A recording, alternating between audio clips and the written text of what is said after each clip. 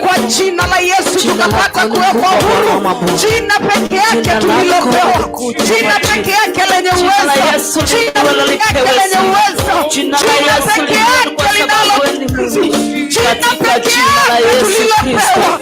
Majina ni mengi tu, lakini hakutawahi kuwa na jina kama Yesu.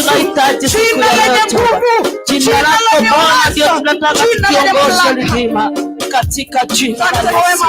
Asante, asante kwa ukuu wako. Asante kwa nguvu zako. Asante Yesu. Bwana na upewe sifa. Asante Yesu.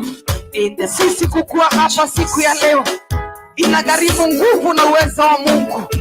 Ni siku nyingi bila kukutana pamoja.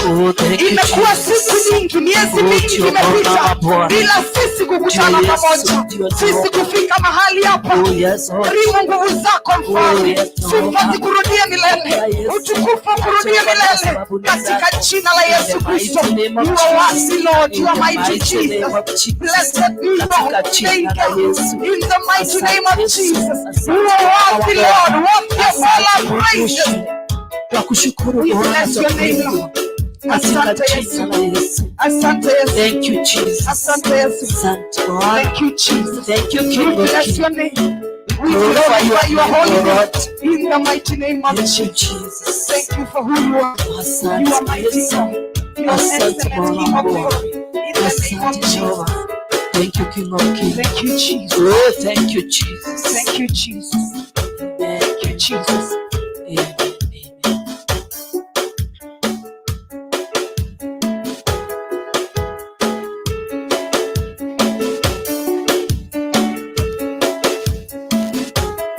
Hallelujah, Bwana asifiwe. Hallelujah. Amen. Bwana asifiwe. Bwana mnasikia baridi. Hallelujah. Amen. Bwana furaha kwa ajili ya Bwana. Hallelujah. Hallelujah. Tunafika kipindi kingine cha kumsifu Bwana. Bwana asifiwe. Amen. Lazima tumuibia Bwana. Hallelujah. Achilia yale yote uko nayo. Bwana asifiwe. Sahau yale nao nyumbani. Sahau yale yote umekutana nayo. Sahau changamoto zako. Patia Bwana Yesu nafasi yake. Hallelujah. Hallelujah. Glory to God. Hallelujah. Thank you Jesus. Hallelujah. Hallelujah. Yeah.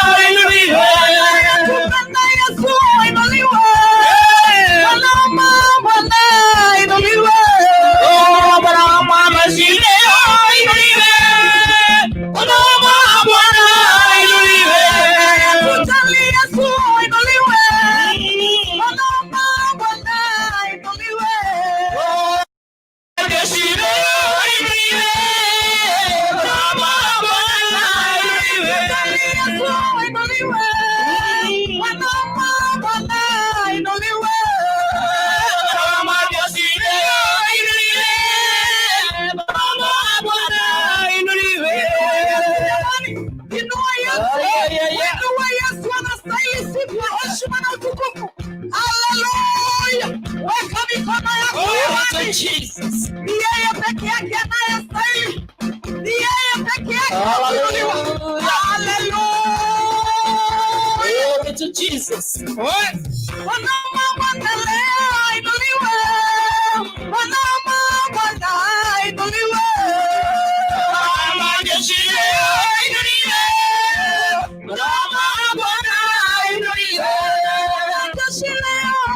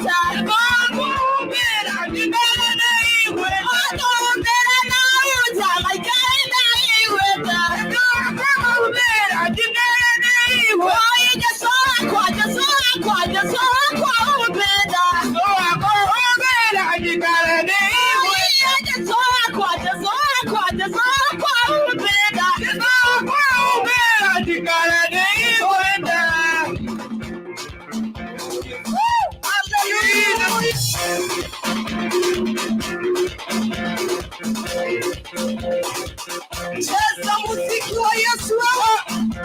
Cheza, cheza, cheza, cheza, cheza.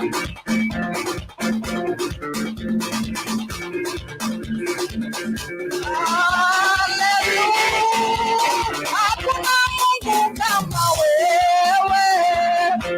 Mungu kama wewe. Hakuna Mungu kama wewe.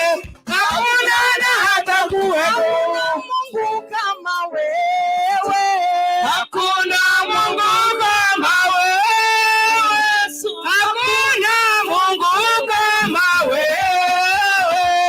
Hakuna na hata kuwepo. Hallelujah. Jesus.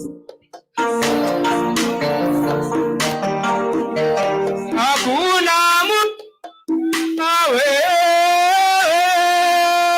Hakuna Mungu kama wewe.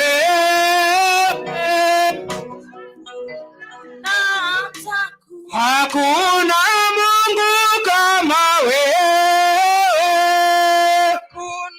Mungu kama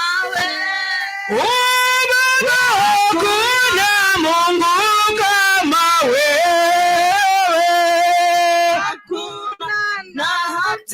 Hakuna mweza kama wewe. Hakuna Mungu kama wewe. Hakuna mweza kama wewe.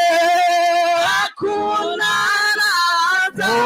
hakuna Mungu kama wewe. Hakuna aliye kama wewe. Mungu liheshimiwe jina lako. Hakuna Mungu kama wewe. Jina lako unastahili kuheshimiwa. Hakuna nguvu kama zako. Hakuna nguvu kama zako. Hakuna nguvu kama zako.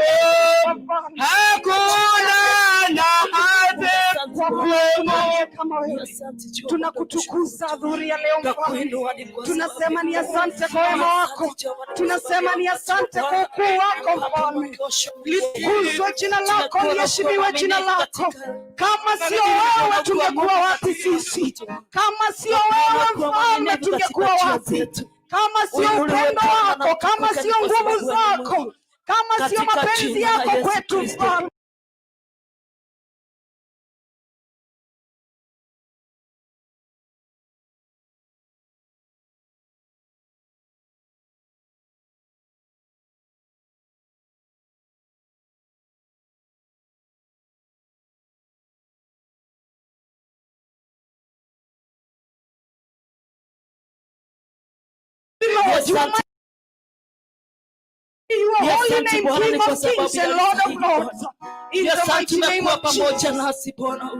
Tunakutukuza, tunasema ni asante. Wewe ni Mungu mkuu, Mungu muweza wa yote, Mungu usiyefananishwa, Mungu usiyelinganishwa. Tuko hapa kusema ni asante. Tuko hapa kukuinua Mfalme. Tuko hapa kukutukuza Adonai. Tuko hapa kuimba sifa na ukuu wako, kulitukuza jina lako, kulimidi jina lako. Wewe pekee Mungu usiyeshindwa, Mungu usiyelinganishwa na kitu chochote. Haufananishwi na kitu chochote. Haufananishwi Adonai. Hakuna aliye kama wewe. Sifa zikurudie, tukufu kurudie. Mamlaka ni yako milele. Inua tu mikono yako mbele za Bwana, mwambie ni asante kwa wema wake. Inua tu hiyo mikono juu ya kichwa chako, mwambie anatosha, mwambie anastahili. Just flashback, kama sio Yesu jiulize ungekuwa wapi? Kama sio Yesu jiulize ungekuwa wapi? Kama sio rehema zake na neema zake, jiulize tungekuwa wapi jamani? Hauwezi kukosa sababu ya kusema ni asante. Jiangalie tu na utapata sababu ya kusema ni asante. Huwezi kosa sababu ya kumwambia ni asante. Huwezi ukakosa sababu ya Mungu ni asante. Mwambie tu ni asante. Mwambie tu ni asante jamani. Hautakosa sababu ya kumwambia Mungu ni asante.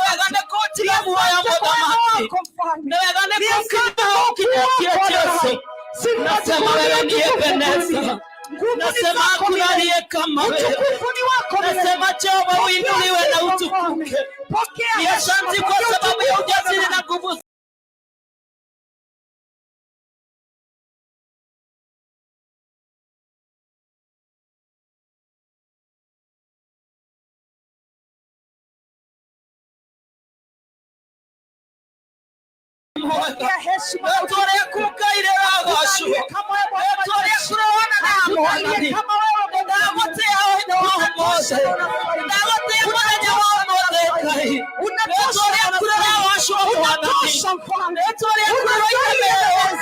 Libarikiwe jina lako. Ni asante Yesu. Ni asante Yesu. Ni asante Yesu. Ni asante Yesu. Ni asante Yesu. Tunasema ni asante. Tunasema ni asante. Tunasema ni asante. Ni asante Yesu. Ni asante Bwana wako. Ni asante kwa nguvu zako. Asante sana Yesu. Asante sana Yesu. Asante sana Mfalme. Asante sana Yesu. Asante Mtakatifu wa watakatifu. Tunakupa sifa, tunakupa heshima. Tunainama mbele zako Mfalme. Tumekusanyika na wazee 24, viumbe 4 walio hai, wanaoinama wakiinuka mbele zako wakisema mtakatifu, mtakatifu. Nguvu ni zako, uweza ni wako, mamlaka ni yako, utawala ni wako. Pokea sifa Mfalme, pokea heshima Baba yetu. You are worthy, King of glory. You are worthy, everlasting God. You are worthy, mighty Redeemer. You are worthy, King of kings. You are worthy, mighty God. You are worthy, Jehovah. You are worthy, Jehovah. Blessed be your holy name. May Yesu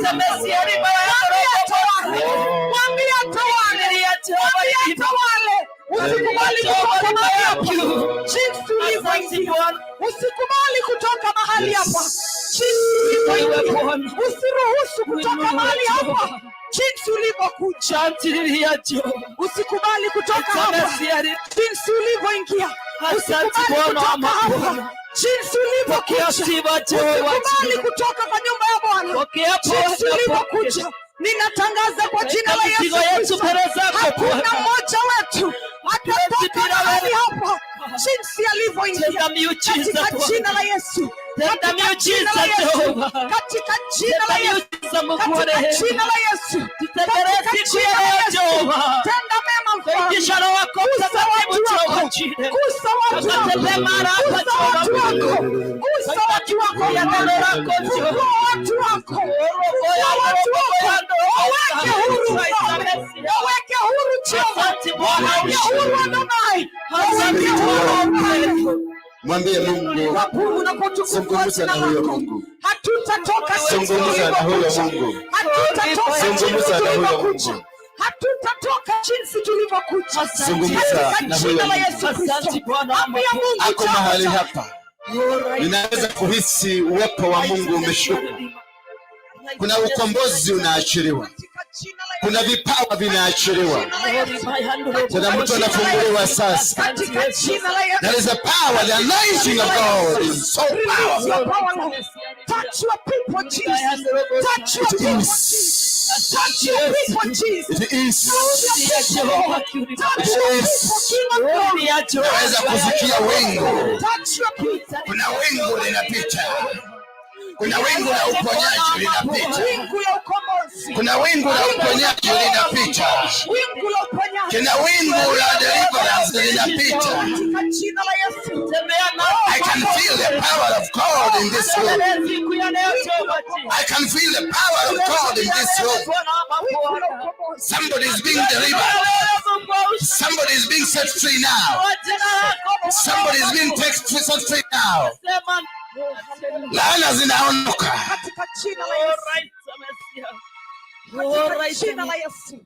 Let's be silent. Let us be silent a bit and hear from the Lord.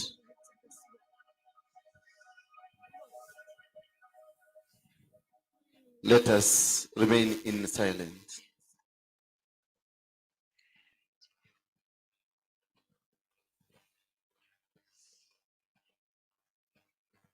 I hear the voice of God and see the angels are all over here. Somebody who's ready to be used by God, this is your time. Huu ndio wakati wako wa kutumika. Huu ndio wakati wako wa kufunguliwa. Huu ndio wakati wako wa kukutana na Mungu. Katika hali hiyo ya kufunga macho na kunyamaza na kutulia, kuna wingu fulani ambalo linapita juu yako. Kuna neema fulani na kuna nguvu zinazopita juu yako, utaweza kuzihisi zikikuja. Hivyo ndivyo Mungu anakufungua wewe ambao uko kwenye mafungo. Hivyo ndivyo vipawa vinaachiliwa. Nahisi, naona vipawa vikiachiliwa. Naona malaika wakipanda na wakishuka wakiachilia vipawa za watu. Milango inafunguka, malaika wameshuka kuifungua milango ambayo imekuwa ikiwasumbua. Milango iliyokuwa imefungwa na shetani naona ikifunguliwa sasa. Inua tu mikono yako juu, uwepo wa Mungu unaposhuka juu yako. Katika jina la Baba, la Mwana na Roho Mtakatifu. Amina. Thank you Jesus. We thank you Father and we give you glory. Ninakuheshimu. Asante Baba kwa kutuleta kwenye madhabahu haya na hata kutuwezesha siku hii ya leo tukakuwa na kusanyiko hili. Iligharimu mkono wako tukakuwa mahali hapa, maana sio ni wengi walitarajia lakini wameshindwa. Kuna wengi walidhani watafufuka, watakuwa hai siku ya leo lakini hawako. Sisi Baba, sio eti kuna kitu kizuri tulifanya, sio eti matendo yetu ni mazuri kuliko wao, lakini ulihurumia sisi na ukatuona tu tunastahili kuja kwenye madhabahu yako tukakuabudu.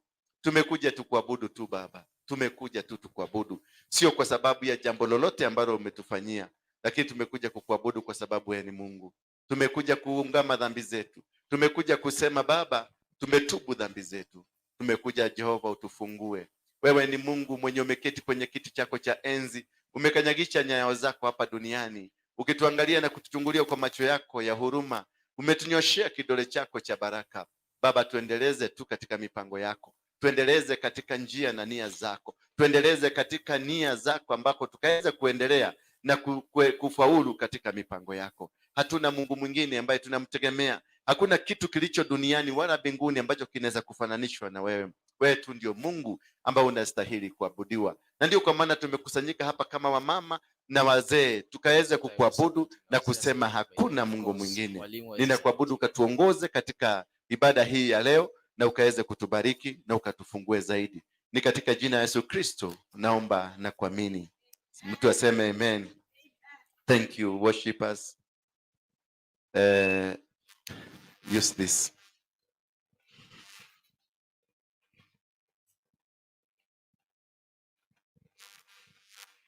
Yeah, praising you. I feel to prophesy to you. You are blameless. God has heard your cries. It has been ups and downs and rejections. As in, you are pleasing God and your praise is from God. But God has heard what you've been going through. Anasema amechukua kilio chako, kiko mikononi mwake. Watesi wako wote amewashinda. Waliotaka kukuangusha kutoka sasa, siku ya leo anakwambia uketi kwenye kiti chako uangalie watakavyokuwa wakienda. Huduma yako imeteremshwa na hautahangaika tena.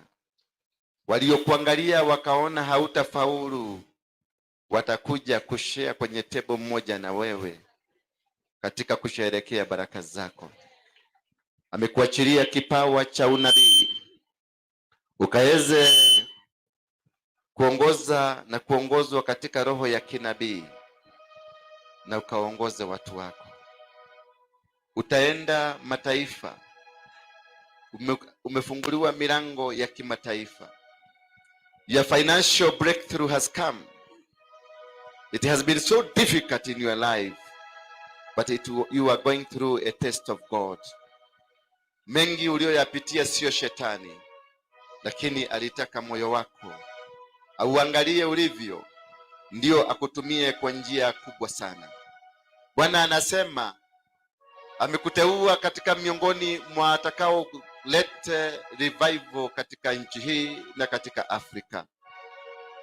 Atakukutanisha na watu kama wewe ambao mtazunguka dunia mzima katika kuhubiri na kutangaza Injili.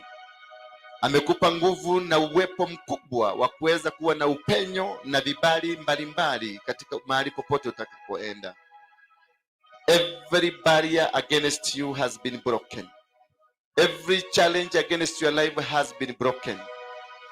Every force of darkness against your life has been destroyed. Receive him now. Receive the power now of God. Receive. Get it now. Yes. Thank you, Jesus. Get seated. Tuendelee.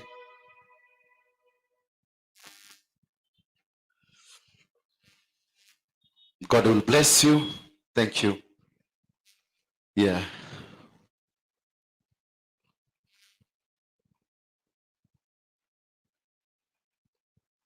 Keguhure todo no kodikahota gukuhiriria.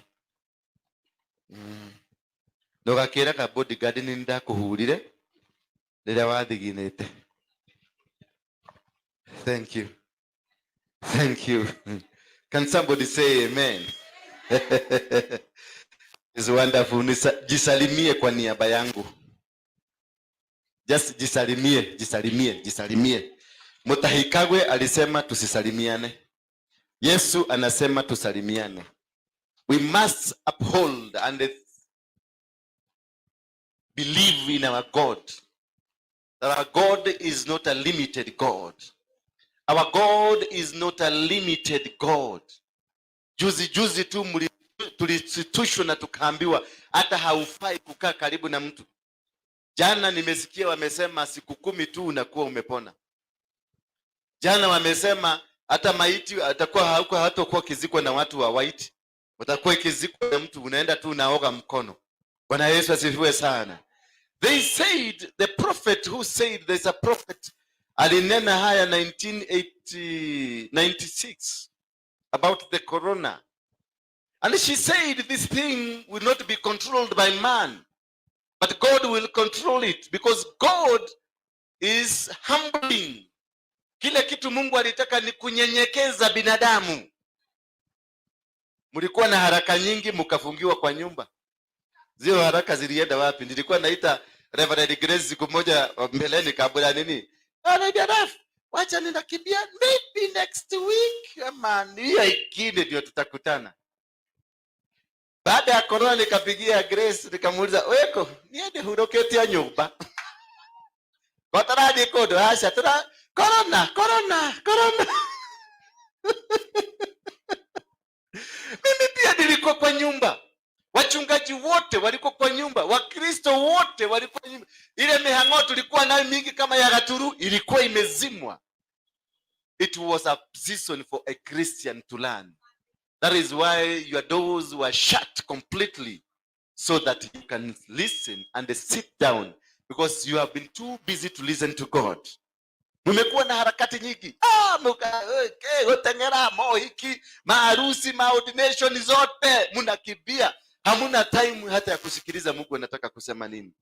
I'm not sure now the church will come back a more disciplined church than before, in the mighty name of Jesus. Itarudi ikiwa a more disciplined. Hebu kumbuka, hebu jiangalia aibu gani hii? Basi lifunguliwa, kanisa ikakosa kufunguliwa. Supermarket zikafunguliwa, kanisa ikakataa kufunguliwa. Bwana Yesu asifiwe sana. Swali ni, wewe ulikuwa unaenda supermarket, si ni wewe umekuja hapa? Wewe ulikuwa unaenda Marigiti, si ni wewe umekuja hapa? Ilikuwaje wewe ukaambiwa usiende kanisani lakini uende kwenye Marigiti? Ilikuwaje ukaambiwa uingie kwenye matatu lakini wewe usiingie? Fungue tu mlango ikae wazi. What happened? That now the same person going to church cannot go to, the same person going to the supermarket cannot go to church. Hiyo ni aibu. Negoshona livyo.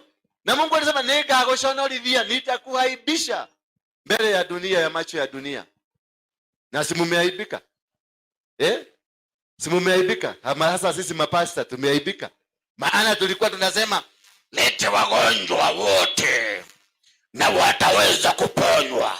Mbona hatukuitisha wagonjwa wa corona? Ungesikia kama sasa hivi pastor angesikia siku hiyo ati hii nyumba iko na mtu mmoja ya corona, angesimamia. Na yeye ndiye anasema ngalete vipofu, hata viwete, wote wako. Sasa corona na kiwete ni gani kubwa? Na sikusikia mchungaji hata mmoja, ni Ng'ang'a tu na vituko zake. Ng'ang'a James na vituko zake alisema tufungiwe mahali, tufungiwe nyumba moja na hao. Na msipatie hiyo sanitizer, niangalie, niweke, nipige ngita yangu, nione kama kuna mtu atatoka. Huyo alijaribu. Wengine wote nikiwa mmoja wao ndo nilikunja mkia. Nilisikiaga siku moja ati kuna mama fulani na anaonekana ako na dalili kama za corona. Nilisema simuite ambulance.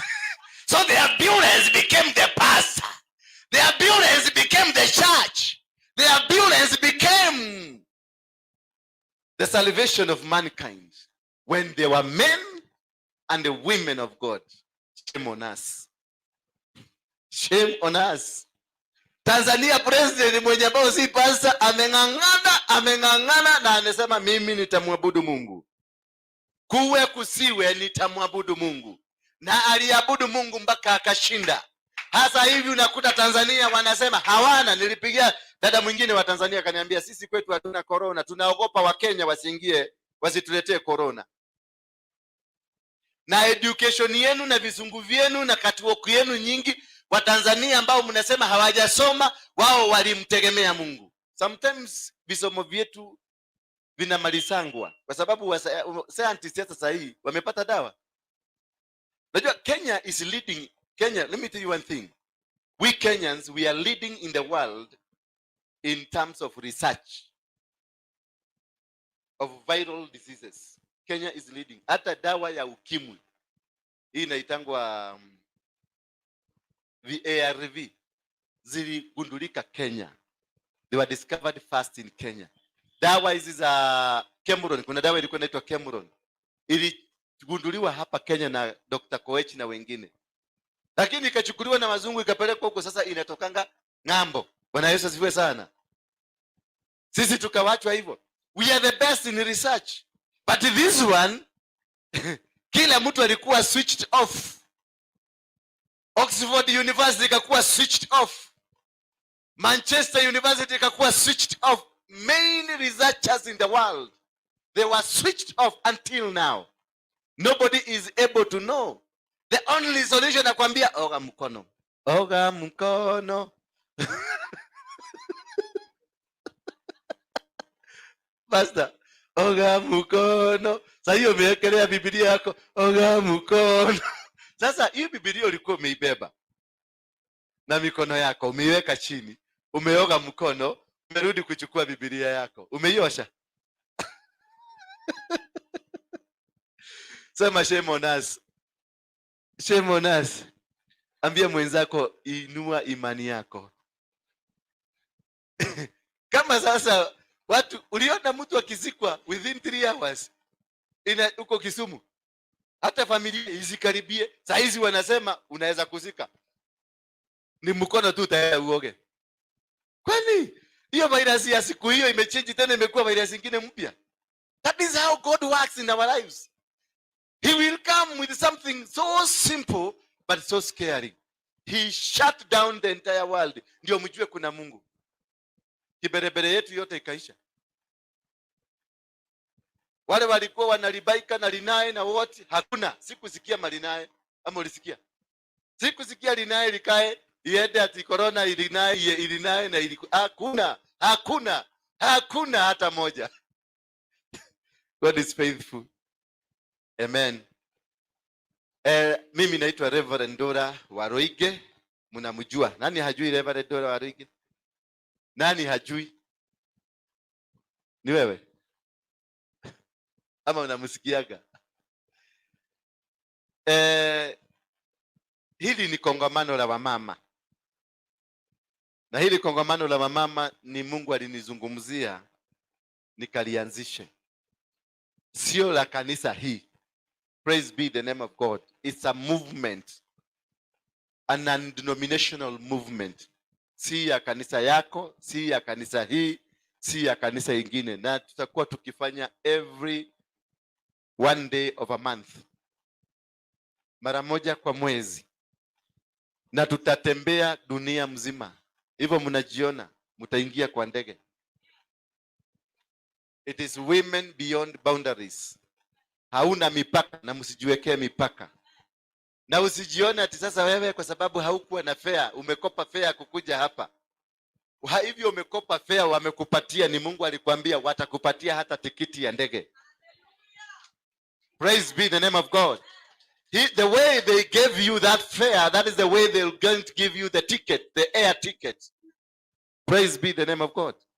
So prepare, it is a mass movement ambao tumeanza. So Grace, dogoka kugate, kaule, na kanisa ya CFC, totigo, hapana. Hiyo mambo hiyo mimi sipendelea sana na hiyo kanisa kwa sababu kanisa silifugwa. Kanisa silifugwa. Na mimi nauliza swali moja. Wewe yako ulifuga, si ndio? Nani mwingine pastor yako na kanisa? Ni wewe? Ni wewe? Si ulifuga? Wewe ulifuga. Wewe ulifuga. Na wewe? My biggest question is only one. Pastor Don, kuja huko mchungaji. Kaa huko nyuma.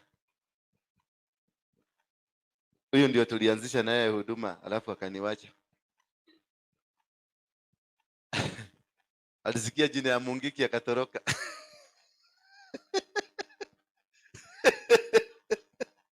Bwana Yesu asifiwe sana. So what I mean, ulifunga kanisa.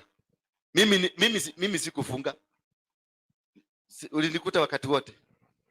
Hebu nikuulize, kama wewe ulifunga, ni nani alikuwa amekwambia ufungue kanisa?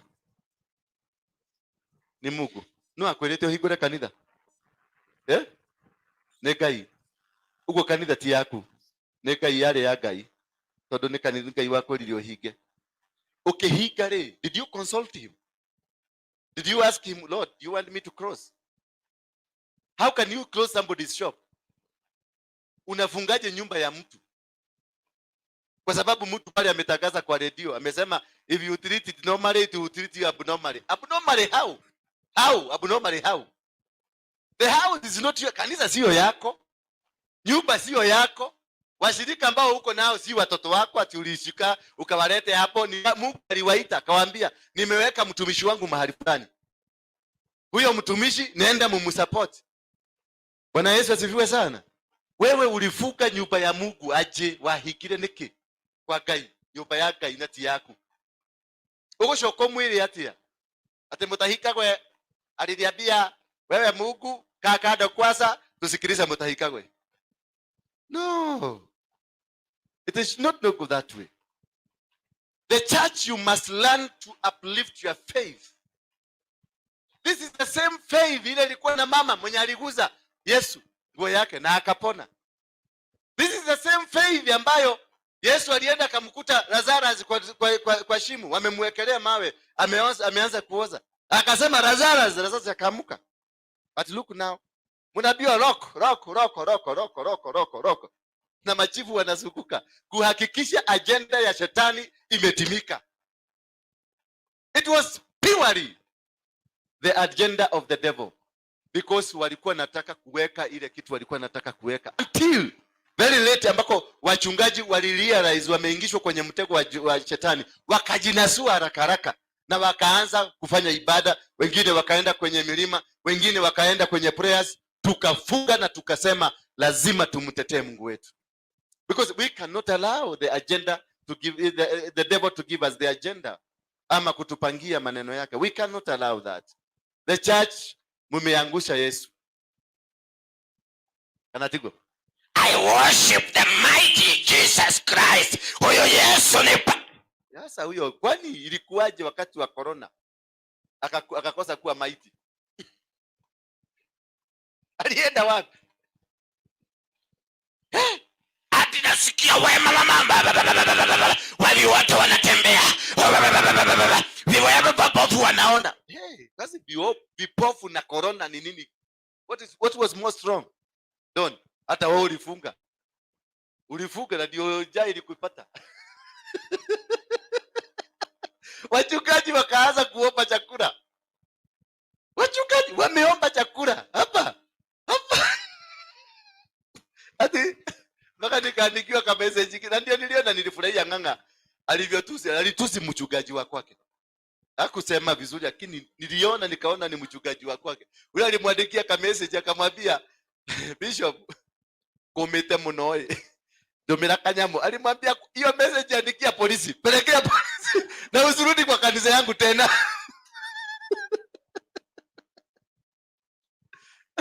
Ng'ang'a yeye alienda kwa kichaka huko Kajiado, akaendelea kumwabudu Mungu. Na mimi nikaenda huko Ngong. Mliniona ni kama wakati nilivaa magunia.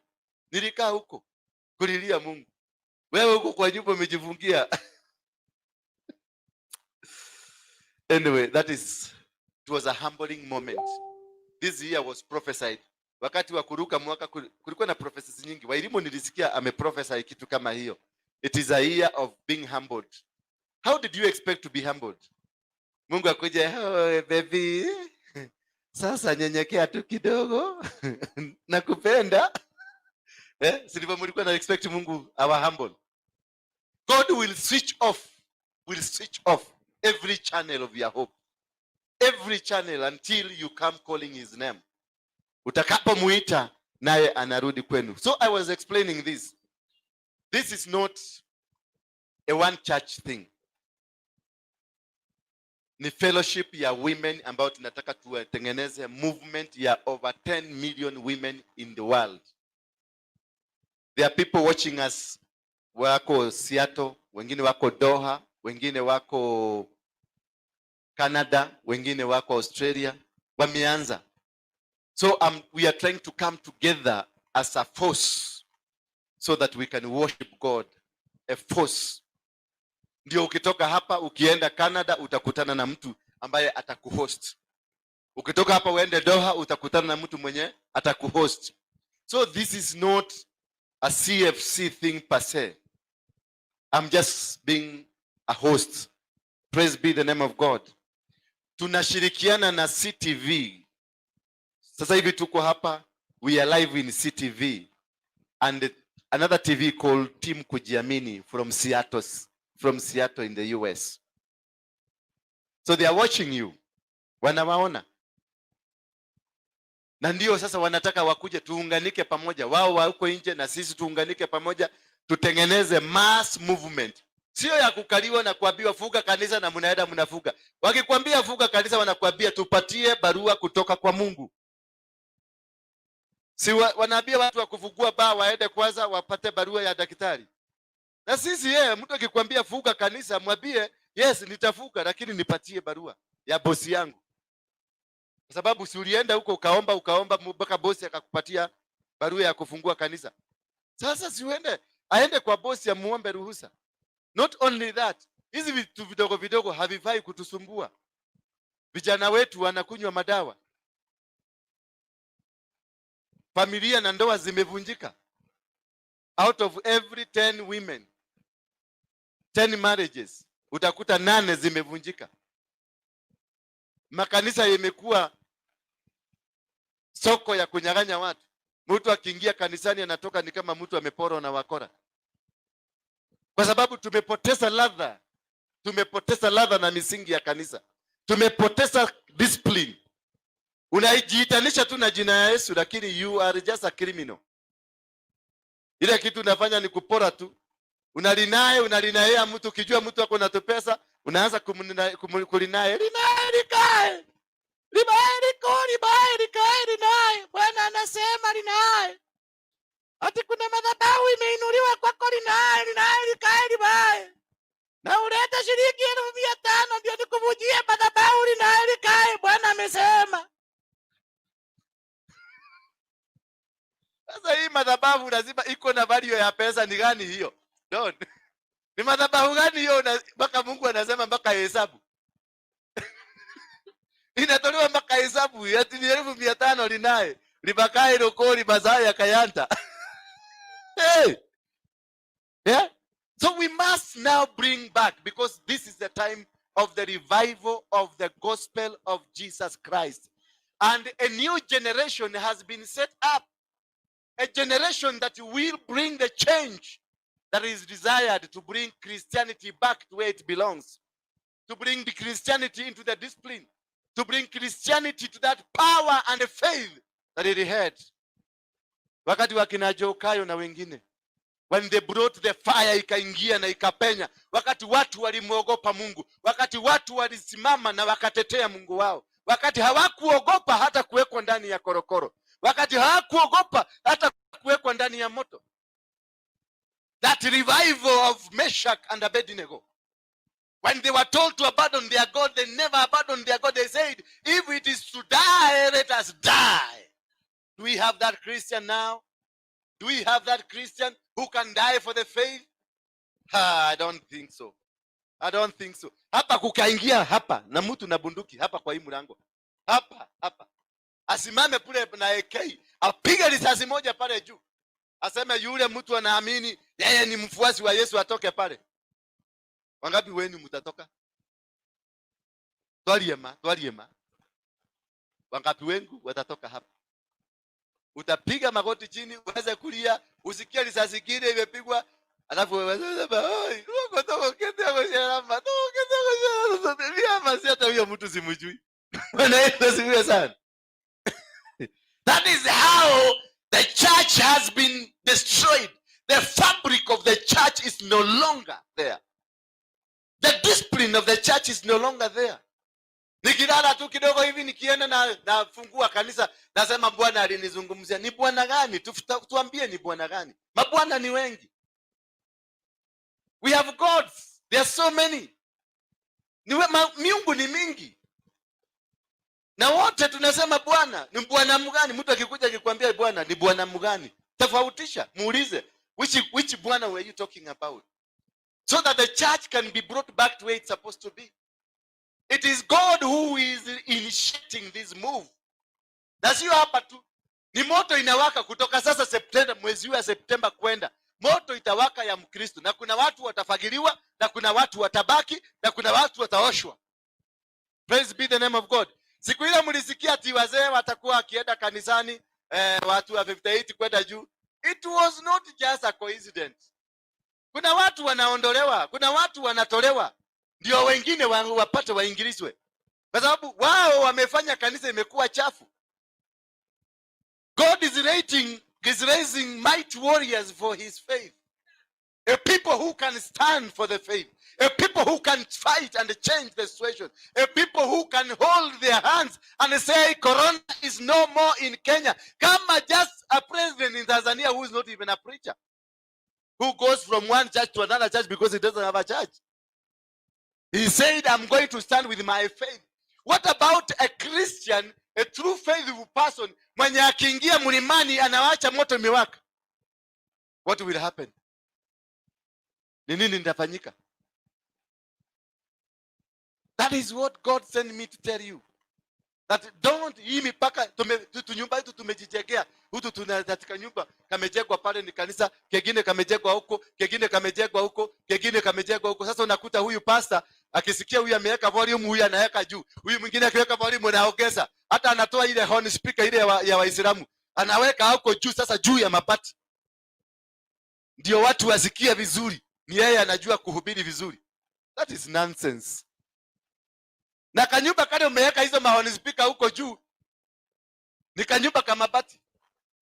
Ulienda ukagojea mkuru kwa Ruben, nyumba zikachomeka, alafu ukaenda ukaokota mabati huko, ukaenda ukagoga na hizo mamiti za hapa tunanunuaga hapa 50-50, unagoga kanyumba, alafu unaweka mabati mingi, mabati ingine inakaa hivi, ingine inakaa hivi, ingine imekaa hivi, na nyumba imekaa kama malaika wanakuja. Nyumba ya habito, unaona nyumba ya habito ule yakago ule ina magogo.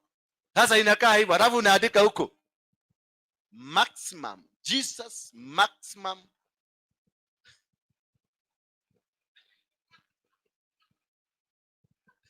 maximum healing center. Sasa ama maximum miracle center. You see, sisemi ile ya Moiro. Ndio nimeshinda kutaja kwa sababu watu wengine watasema nilikuwa naingililia Moiro. Hapana, nasema yale majina tumebandika. Miracle healing center. Jesus power. Jesus what? Jesus what? Na kanyumba kamekaa hivi. Hata murago unashindwa kufukika, lazima ufuke na waya ya sengenge. Sengenge ni ng'ombe. Ati miracle. Miracle gani hiyo? Sasa hiyo umekomboa nyumba. Wewe pastor umekomboa nyumba Doni Home. 3 bedroom ya mawe. Ya mawe, nyumba ya ihigaza kamuno. Ile sofa set iko huko ni sofa set mzuri. Kule kwa kanisa ni viti kama hizi zangu za plastic. Naomba tu Mungu nitaweka. Next time mkikuja mtapata viti kama hizi. Kila mtu atakuwa akikalia hizi. Ama better. Nimefungua workshop hapa naziunda. Na mtu anataka kuundiwa viti ukuje nikuundie. Tutoe maplastiki kwa kanisa na tutoe mabati ya kishenzi kwa kanisa. Unakuta kagari kamesimamishwa pale nje, kagari ka milioni 1.5 hapo nje. Kanyumba yule kunaenda kuabudu Mungu ni kanyumba kama mabati. Why couldn't you first take hiyo 1.5 ujengee Mungu nyumba kwanza, alafu urudi uende huko. Alafu mseme mtutiko dhoneke. Tutagogwa vizuri. Na hiyo lazima tubadilishe. Mwambie mwenzako tubadilishe. Hiyo unafiki tuache tu tafadhali. Kama unataka tuende safari, tuache unafiki. Mimi nilikuwa Mungiki, wacha nikwambie. Na hatukuwa na unafiki. Sisi hatukuwa na unafiki. Si mnanijua? Ama mnafikiria nilikuwa na unafiki? Mimi hatukuwa, tulikuwa tunasema tunapita hapa, hapo lazima papitwe. Praise be the name of God. And when I got saved, God told me the same zeal use it to empower the kingdom of heaven. Wewe ulikuwa mkora. Wewe ulikuwa walimu itoro uguo. Si ndio? Si uliokoka? Ama uliokoka kutoka kwa wokovu? Ndokoro akirimo hono kule u. Ukihonoka rigi. Si ulikuwa criminal kivyako? Ni venye story yako iko andiko kwa gazeti, labda ni mbaya kuliko yako. Kana tiguo. And they used to do it with the passion. Whatever you are doing, you used to do it with the passion. Where is that passion now? Where is that passion? Hakuna. Why are we not doing what we used to do? Hapa tukiingia kwa Mungu. Ni kwa sababu hapa ni kutendereza. Hebu iba hiyo hivyo. Kwa kidi anajua hiyo hivyo. Ni kwa nini?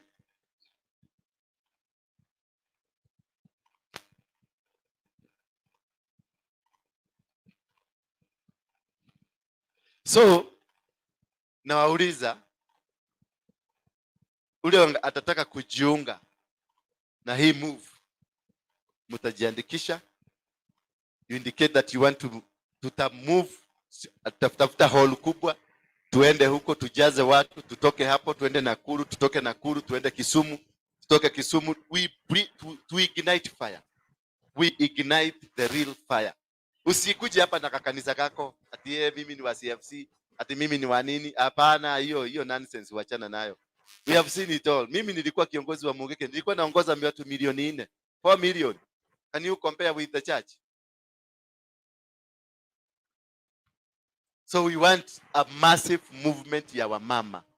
Tukiamua tukienda kwa Uhuru Park, tunajaza Uhuru Park bila kutangaza kwa redio. Bila kutangaza. Kasimu tu tunapigiana simu, tunasema tunakutana Uhuru Park. Tunaenda kungoa mizimu. Angalia taifa letu venye limeanguka. Taifa limeanguka. Wamama ndio walienda kuona Yesu akiwa kaburini. Ama si wamama? Sasa hao wamama, kwa sababu mama amepatiwa responsibility. Wacha nikwambie story moja ya mama. Mama ni nani? Mama ndio kitu cha kwanza binadamu anaanzanga kukula.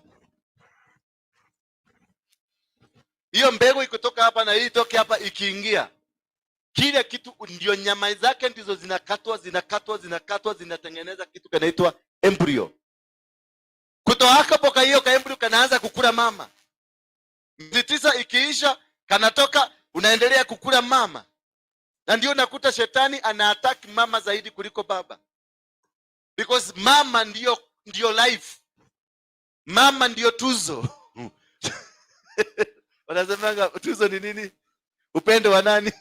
Upendo wa mama. So mama is a very important person in your life.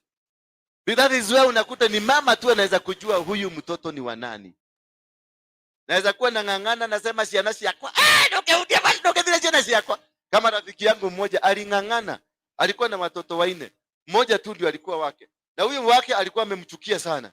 Alikuwa anapenda hawa ambao sio wake. Akafukuza mama akamwambia chukua watoto, nataka kuna watoto nabeba hapa. Mama akamwambia mtoto wako ni huyu. Hao wengine wachana na wao. That is why you see mama ni mtu important in the society. Na mama mkishikana mkono, mshike mkono, nobody can touch you. Wachana na hao vinyangalika wengine niliona juzi wakisema ati watatembea uchi kwa sababu ya siasa. Surely. If gone that low, stooping that low. Ati nega rutagua atejiroke gukuna irafi deno ya tenegeza. So what? Tokesha manena mugoroki hake mutumia haha mwatani naguo na dinarora no kuhetoka da hetoka. Who cares? Who cares? We must not stoop that low. Hatufai hata kidogo. Kama kanisa, kama wamama tunahitaji kuinuka na tuseme tumekataa. Sheigana. Wamama ndio walipigana vita za Maumau, si wazee. Wacha niwaambie. Wamama ndio walipigana. Wazee walishika bunduki. Lakini nani alipikia hawa wazee? Nani alimotivate hawa wazee? Nani alificha bunduki? Yes. Hao ndio walificha na wakafanya maneno. Na Kenya hii ikapata uhuru. So you have the same responsibility to bring change. Not in Kenya, but in the entire world. This is just a spark. Ni kamoto tu tunaanzisha. Ambayo itatembea na itatembea all over the world. Na mtakumbuka, just mark this day. Mark this day. It is a day that you will never forget in your life. It is a day that God will invest fully in you. The moment you give your heart to God, God invests in you. Anakuja kwako na ana-invest kwako. Anataka tu roho yako. Aleta okoro yako. Your heart, only that. Hataki kimwili. Hataki, aleta okoro yako. Because that is the only thing you can give God. It is not money. It is not land. There is nothing else you can give God. But only your heart is very important. Back to our teachings today. I think nimemaliza. We na matonia igua. Na utali na matonia kate. Wanasemanga dideko le. Dideko yeke. Magoro. Dideko iko na magulu. Iko na nini? Iko na magulu. Maulo. Na itonga maulo ama nini? Na kigamba? Mau. Na kiembo? No magoro. Sawa. I want us to go to our teachings today. Tuko live, tunaweza we welcome you who are watching us live. Ni gani? Ni amani. Those who are watching us live from wherever you are watching us in the world. we thank you for joining us now. Wacha tusikie neno. Mkae hapo. Naona Victoria uko hapo. Naona Pastor Lea kutoka Nadaka na Neko. Wherever you are, just let's now get into the word of God. And we want tackling 8 ways to break family poverty and the curses. That is what I was discussing. 8 ways to breaking family poverty and the curses. Njia 8 za kuvunja laana za kifamilia na matatizo ya kifamilia. Kwa sababu utapata kuna watu, yani yeye amezoea shida. Amezoea aturite na thina, noguo niguo oi thina ni part and parcel of his life or her life. Hata ukimwambia jifungue, hata ukimwambia kuna kufunguliwa, hataki hawezi. Nilisoma kitabu ya Jeremiah 35 kuhusu familia moja ya mtu alikuwa anaitwa Rekabu. Nabii Jeremiah akatumwa akaambiwa uenda kwa nyumba ya Rekabu. Uambie wakunywe glasi kila mtu, wapeleke kwa nyumba yangu, wapeleke kwa ndani ya nyumba yangu. Kisha uambie wakunywe kila mtu glasi ya wine. Walipopelekwa ndani ya nyumba ya Mungu, na ni Jeremiah Mungu ndiye amemtuma. Alipofika kule wakaekwa kunyumba mzuri ndani ya hekalu. Wakaambiwa sasa kuleni glasi moja ya wine. Waliambia Jeremiah bai. Hatuwezi kukunywa. Akauliza neke. Akawaambia wacha nikuambie, babu yetu alituambia tusiwahi kukunywa. Number 1. Babu yetu akatuambia tusiwahi lima mizabibu. Number 2. Babu yetu akatuambia tusiwahi uza ama kuvuna mizabibu. Number 3. Number 4. Babu yetu alituambia tusiwahi own shamba. Bwana Yesu asifiwe sana. Alafu ya mwisho babu yetu alituambia tusiwahi jenga nyumba permanent, tujenge mahema ndio tuishi siku nyingi katika ardhi hii. Hiyo ni nini? Wewe watu ariu hau. Dukanarime. Dukanagethe. Dukanedie. Dukanake na dukanage mugoda. Huyo mzee amekuacha maisha gani? Ndio unaona mtu hata ukitoka hapa, that is a curse operating. Hata utoke hapa uende kama wale, for example, acha nichukue example ya wale watu wa huko kwetu ni Moro. Wale watu walifukuzwa Moro wakakuja hapa Ruai, wamejenga, wameenda kusettle kidogo, nyumba zimekuja zimebomolewa. Hata wakienda kwingine kama hawatavunja hiyo laana, bado watakutana na hiyo tingatika ya kubomoa. Kwa sababu kuna msemo, kuna kitu ilisemwa katika maisha yako. Hiyo kitu ilisemwa lazima uigeuze. Lazima uigeuze. Lazima uivunje. Usipoivunja utaishi kwenye hiyo matatizo. Hata ukihama ndoa yako ivunjike sasa leo ivunjike. Ile reason ilitumika kuvunjika kwa hiyo ndoa. Usipo itatua hata uolewe na malaika lazima itavunjika tena. So you must know, ujue what is the problem that is operating in your life. Mimi wakati wacha niwapatie ka story kadogo tu. Wakati nilitoka Mungiki lakini sikuvunja madhabahu ya Mungiki. Bwana Yesu asifiwe. Nilitoka Mungiki lakini sikuvunja nini? Kwa sababu sikuwa naelewa kuna kuvunja madhabahu. Mpaka wakati nilienda kwa my spiritual dad Harrison Nganga, akaniuliza swali moja, wakati uliokoka ulivunjua madhabahu? Sasa mimi nikafikiria madhabahu, kwa sababu sikuwa najua madhabahu ni nini. Mimi nilikuwa najua madhabahu ni ile jukwaa ile ya crusade. Naiona? Sasa mimi nikasema mimi sikuwa nikitumia hiyo jukwaa. Akaniambia si jukwaa, akaniambia madhabahu. Sasa ndio alinikalisha chini akanifundisha na akaniambia madhabahu ni nini. Nilipojua madhabahu ni nini, kutoka hapo ndio nikaanza kujipanga. Nikaenda kwake akanifundisha jinsi ya kubomoa na kuharibu madhabahu. Bwana Yesu asifiwe sana. Ukaona kuna pattern, ndio aliniambia akanifundisha. Ukaona kuna pattern ya kitu kinafanyika kwenye maisha yako. Na uangalie ndugu zako, uangalie klani zenu zote, kuna kitu pattern fulani. Kuna ndoa zinavunjika kwenu. Bwana Yesu asifiwe sana. Kuna umasikini mwingine unakuanga na ka uniform kamoja. Ama unakuta unainua madhabahu, unafungua kanisa ukifika watu 20 kama ile ya Wakorino inarudi chini. Ama mjuagi ya Wakorino inavunjika ikifika watu wangapi? Wakifika 12 aende 13, hiyo kanisa lazima ifujike. Warudi 6 tena wapande mpaka 13. Bwana Yesu asifiwe sana. So unakuta hayo ndio madhabahu yanazungumza kwenye maisha yako. Na ndio Ng'ang'a akaniambia lazima tuvunje madhabahu hayo. Kumbe akaniuliza, wakati mlikuwa kwenye Mungiki mlikuwa mnafanya nini? Nikamwambia tulikuwa tunachinja mbuzi. Na tulikuwa tunachinja ng'ombe. Na hiyo ng'ombe tulikuwa sasa tukisema tunainua mikono yetu, tunakata pale, tunamwaga hiyo damu, alafu tunachukua ile mafi ya tumbo ile taadha. Tunapiga huko, tunapiga. Alafu sasa tunasema dai dada ya gaidai.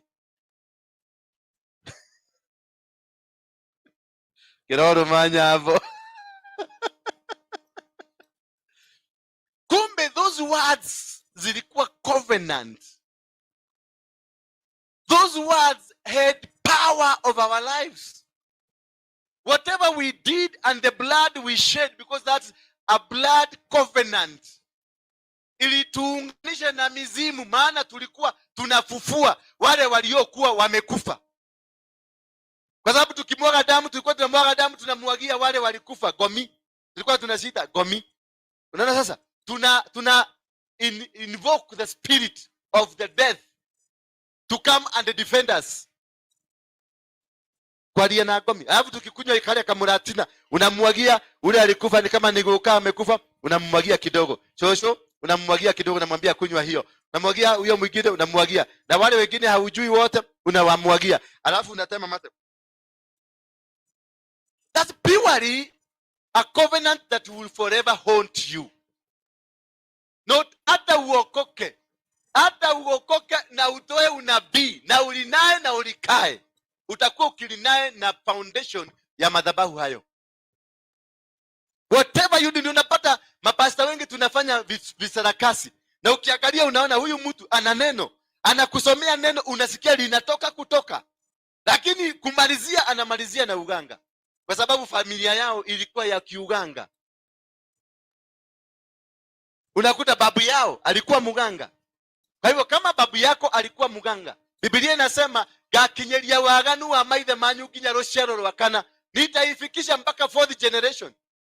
Meaning kama babu yako alikuwa muganga, mama yako bado alioperate kwenye spirit ya uganga, na wewe bado unaoperate kwenye spirit ya uganga, na mtoto wako ataoperate kwenye spirit ya uganga. Bwana Yesu asifiwe sana. Mpaka 5th generation. Hiyo ndio inakatika.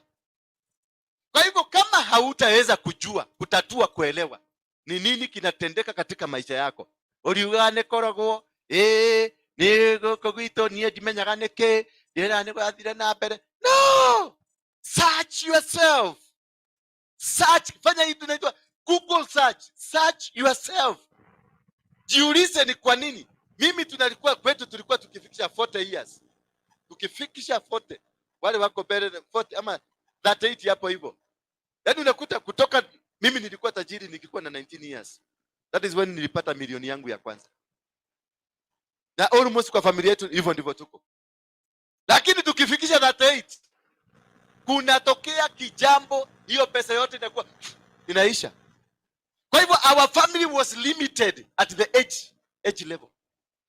Ni kwa nini? Kwa sababu my great grandfather alikuwa Maumau.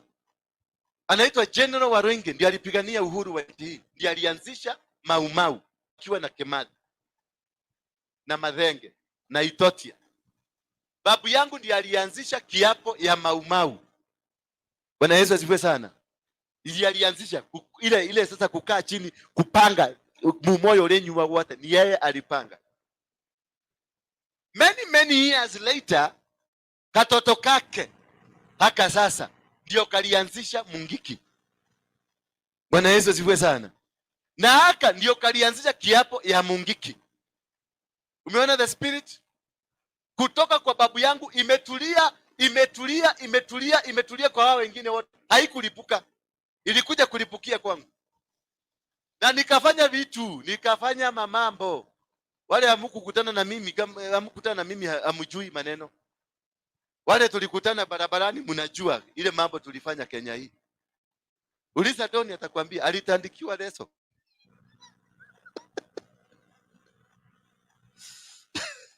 Alitandikiwa leso, akaambiwa wekelea vitu zako.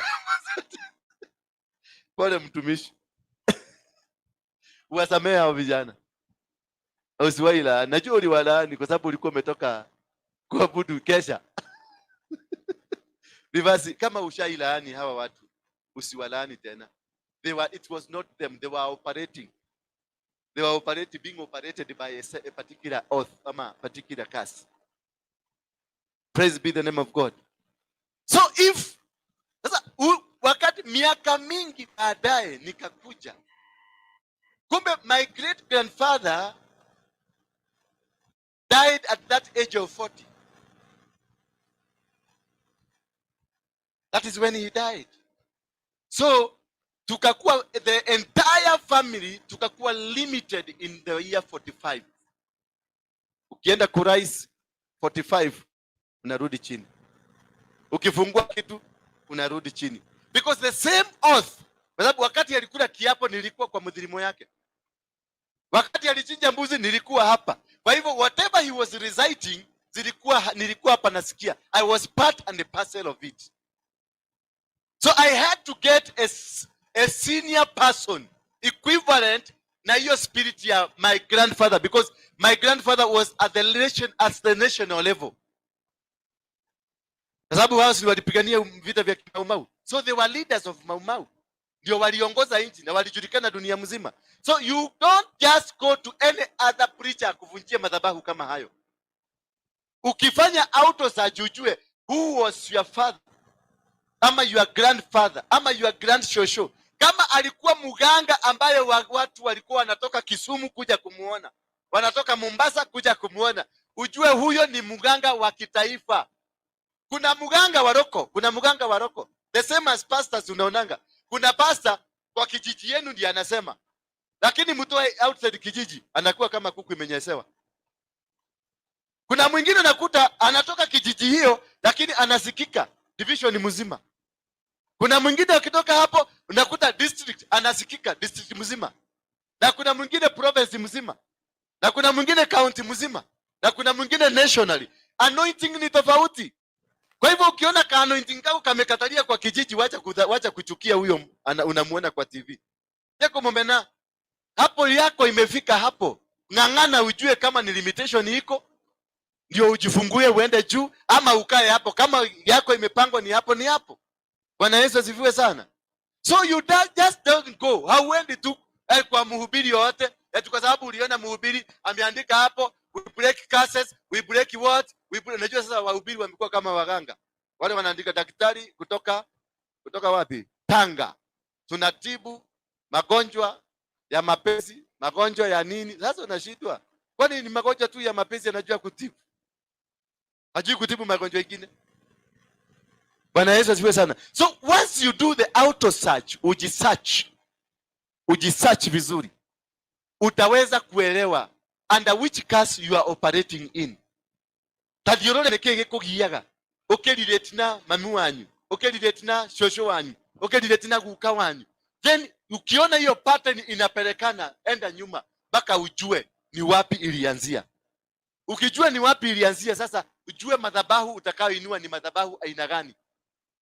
Sio kwenda tu doka uoile tunake madhabahu. Sasa hiyo umekuja hata hauna madhabahu, haivunjangwi. Usiwahi kwenda kuvunjua madhabahu na mtu mwenye hana uwezo huo. Kwa sababu ukianza vita na madhabahu utangolewa. It doesn't matter how wewe ni muombaji namna gani. Ukiinukia madhabahu iwe ni ya kishetani and you are not ready for that, ama uende kwa mtu mwenye hajielewi, ni muganga tu na wasarakazi, utainukiwa mpaka unashindwa. Neke dadire makohoya mahoya dadire ulitwa para niko kwa wagende ndio kita muno jabagai nini wadire go shogoza and you are not ready. Get a person who can be able to win the battle for you. Praise be the name. A person who has the connection ya kuvunja madhabahu wale. Si watu wote wanaweza, si watu wote. Ndio unakuta nganga anatoa mapepo. na Ng'ang'a huyu mwingine, wote tunaabudu Yesu, anatoa ni wa holiness, na wote wako na watu, kwa sababu wewe unatumwa kwa huyu na huyu unatumwa kwa huyu kulingana na matatizo yako. Bwana Yesu asifiwe sana. Na tukitofautisha hivyo, kila mtu ataingia kwa ofisi yake na hautang'ang'ana. Na digoka kuhika kanitha yaku ugitirwo deliverance noyo wetirwo ke holiness turorania ke. Enda udeliver mtu, achilia mtu akuje, ni mimi nimfundishe holiness. Kwa sababu when you are not in the holiness, when you are not delivered, that is why you are doing whatever you are doing. And when you have an evangelist amekuombea umeokoka, patiana huyo mtu aende kwa mwalimu, alelewe, afundishwe, ndio aelewe kuna madhabahu. Mimi kama ningekaa chini ya mwalimu, mimi nilikaa kwa James Maina Ng'ang'a. Yeye ni muinjilisti. Yeye alikuwa tu akiniona naona pepo. Pepo toka! Toka! Toka! Lakini mimi sikuelewa. Mpaka nikaona huyo moto ni anyigelile mno. Kila siku pepo, kila siku pepo. Nikatoka kanisa hiyo nikaenda. Nikarudi huko kwa Mungike nikanunua bunduki nikaanza kupiga watu. Kwa sababu nimeona huyu mtu, sababu I expected in church kuna upendo. Kumbe nilienda kukaa chini ya muinjilisti. Na muinjilisti tu anakaanga kwa vita. All the time yake ne bara. Yeye anasikia tu dhambi. Dhambi yako. Elio zake zote ni dhambi iko wapi? Ng'ang'a ukienda kwa Ng'ang'a anaonanga dhambi. Lakini ukienda kwa Harrison haonangi dhambi. Anaonanga mtu. Anakuambia tulia hapa mtoto yangu. Nikulee. Bwana Yesu asifiwe sana. That is the difference we must make. Usikae sana na kama kuna mwinjilisti hapa sikuharibi soko yako. Ninaongea ukweli. Hiyo maneno lazima tuharibu tuondoe. Walimu wafanye kazi yao. Wainjilisti wafanye kazi yao. Maaposto wafanye kazi yao. Tuache sarakasi. Kwa sababu wewe ni mwalimu na unataka kufanya deliverance. Ndio unakuta unakuja mtu, mimi nikuja siku moja nilikujwa na pastor mwingine. Akanikuja ati ni pepo na akanikunja. Pepo toka! Pepo toka! Ani nanishika, bani kuja. Pepo toka! Pepo toka! 6 months niliishi na shingo yangu ilikuwa na shida. Sasa nikashindwa ni pepo gani hii ilikuwa inatolewa namna hii. Kuja kugundua nimefanya research, nimekuja ni mwalimu. Hajui mambo ya mapepo, ni mwalimu. Kama ingekuwa ni muinjilisti angesema pepo toka. Toka, anguka. Na unaona inaenda. Sasa nakuta na mtu hajui ni nini anafanya. Neki iko pepo toka. Pepo toka. Ilibidi nianguke. Ndio aone pepo imetoka.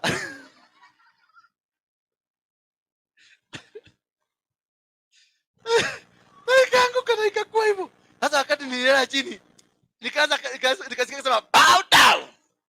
Sasa akasimama hapa mbele yangu. Sasa namchungulia nione movie yake ya next ni nini. Sasa akaanza bow down.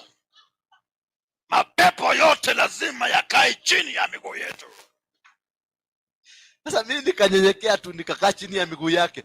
Lakini ni security yangu nilikuwa najitafutia. Bwana Yesu asifiwe sana.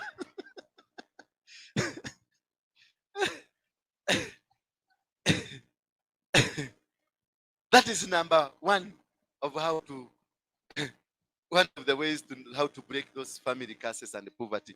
Because altars, they have contributed greatly na shida ambazo tunazo. Poverty levels ambazo tuko nazo. Unainua kazi, hiyo kazi kanaanguka. Unaanzisha, unaajiriwa, unaenda unapata, unaonewa tu. Kati ya watu 100, wewe tu ndio unamulikwa. Kwa sababu there is something that is operating from your family. Ama mnaweza kushikana na mwanaume. Wewe ni mama mmeshikana, ni mwanyita na mudurumeke za katoro dake hadi hadisam. Etike muraro hadi koishi. Toro dake hadi hadisam. Ukake nyita na getoro dake hadi hadisam. But this toro dake hadi hadisam ni nini inamfuata? Ni nini inamfuata? Unale na katuka kuka supermarket tuka kukega, unaona kameporomoka. 2 months, 3 months. Katuka na haibi na hata ashughuliki na kazi yako. Ako na kazi zake. Ako na ofisi yake mzuri sana. Lakini biashara yako unakosana na familia mzima. Watoto unasikia msichana wako alidugwa mimba. Unasikia kijana yako amegogwa na gari. Ni kwa nini? Kwa sababu huyu mtu mliyeshikana naye kuna mapepo, kuna madhabahu inamfuata. Na mahali popote akienda madhabahu, kama uko na madhabahu ina operate kwako, itaendelea kuoperate mahali popote na itavamia. Na kama ikiwa ni madhabahu ile ya kuvunja kazi za watu, itavunja. Bwana Yesu asifiwe sana. So if you come to know what curse are you operating under, because all of us we are operating under a curse. All of us. Hakuna mtu ambaye haja operate kwenye curse. Mimi tumetoka kwa hiyo familia ya Maumau. Kwa hivyo babu yangu ile kitu alifanya, alitengeneza muma hiyo ilichangia watu kukufa na watu walimwaga damu. Hiyo damu bado inatufuata kama familia.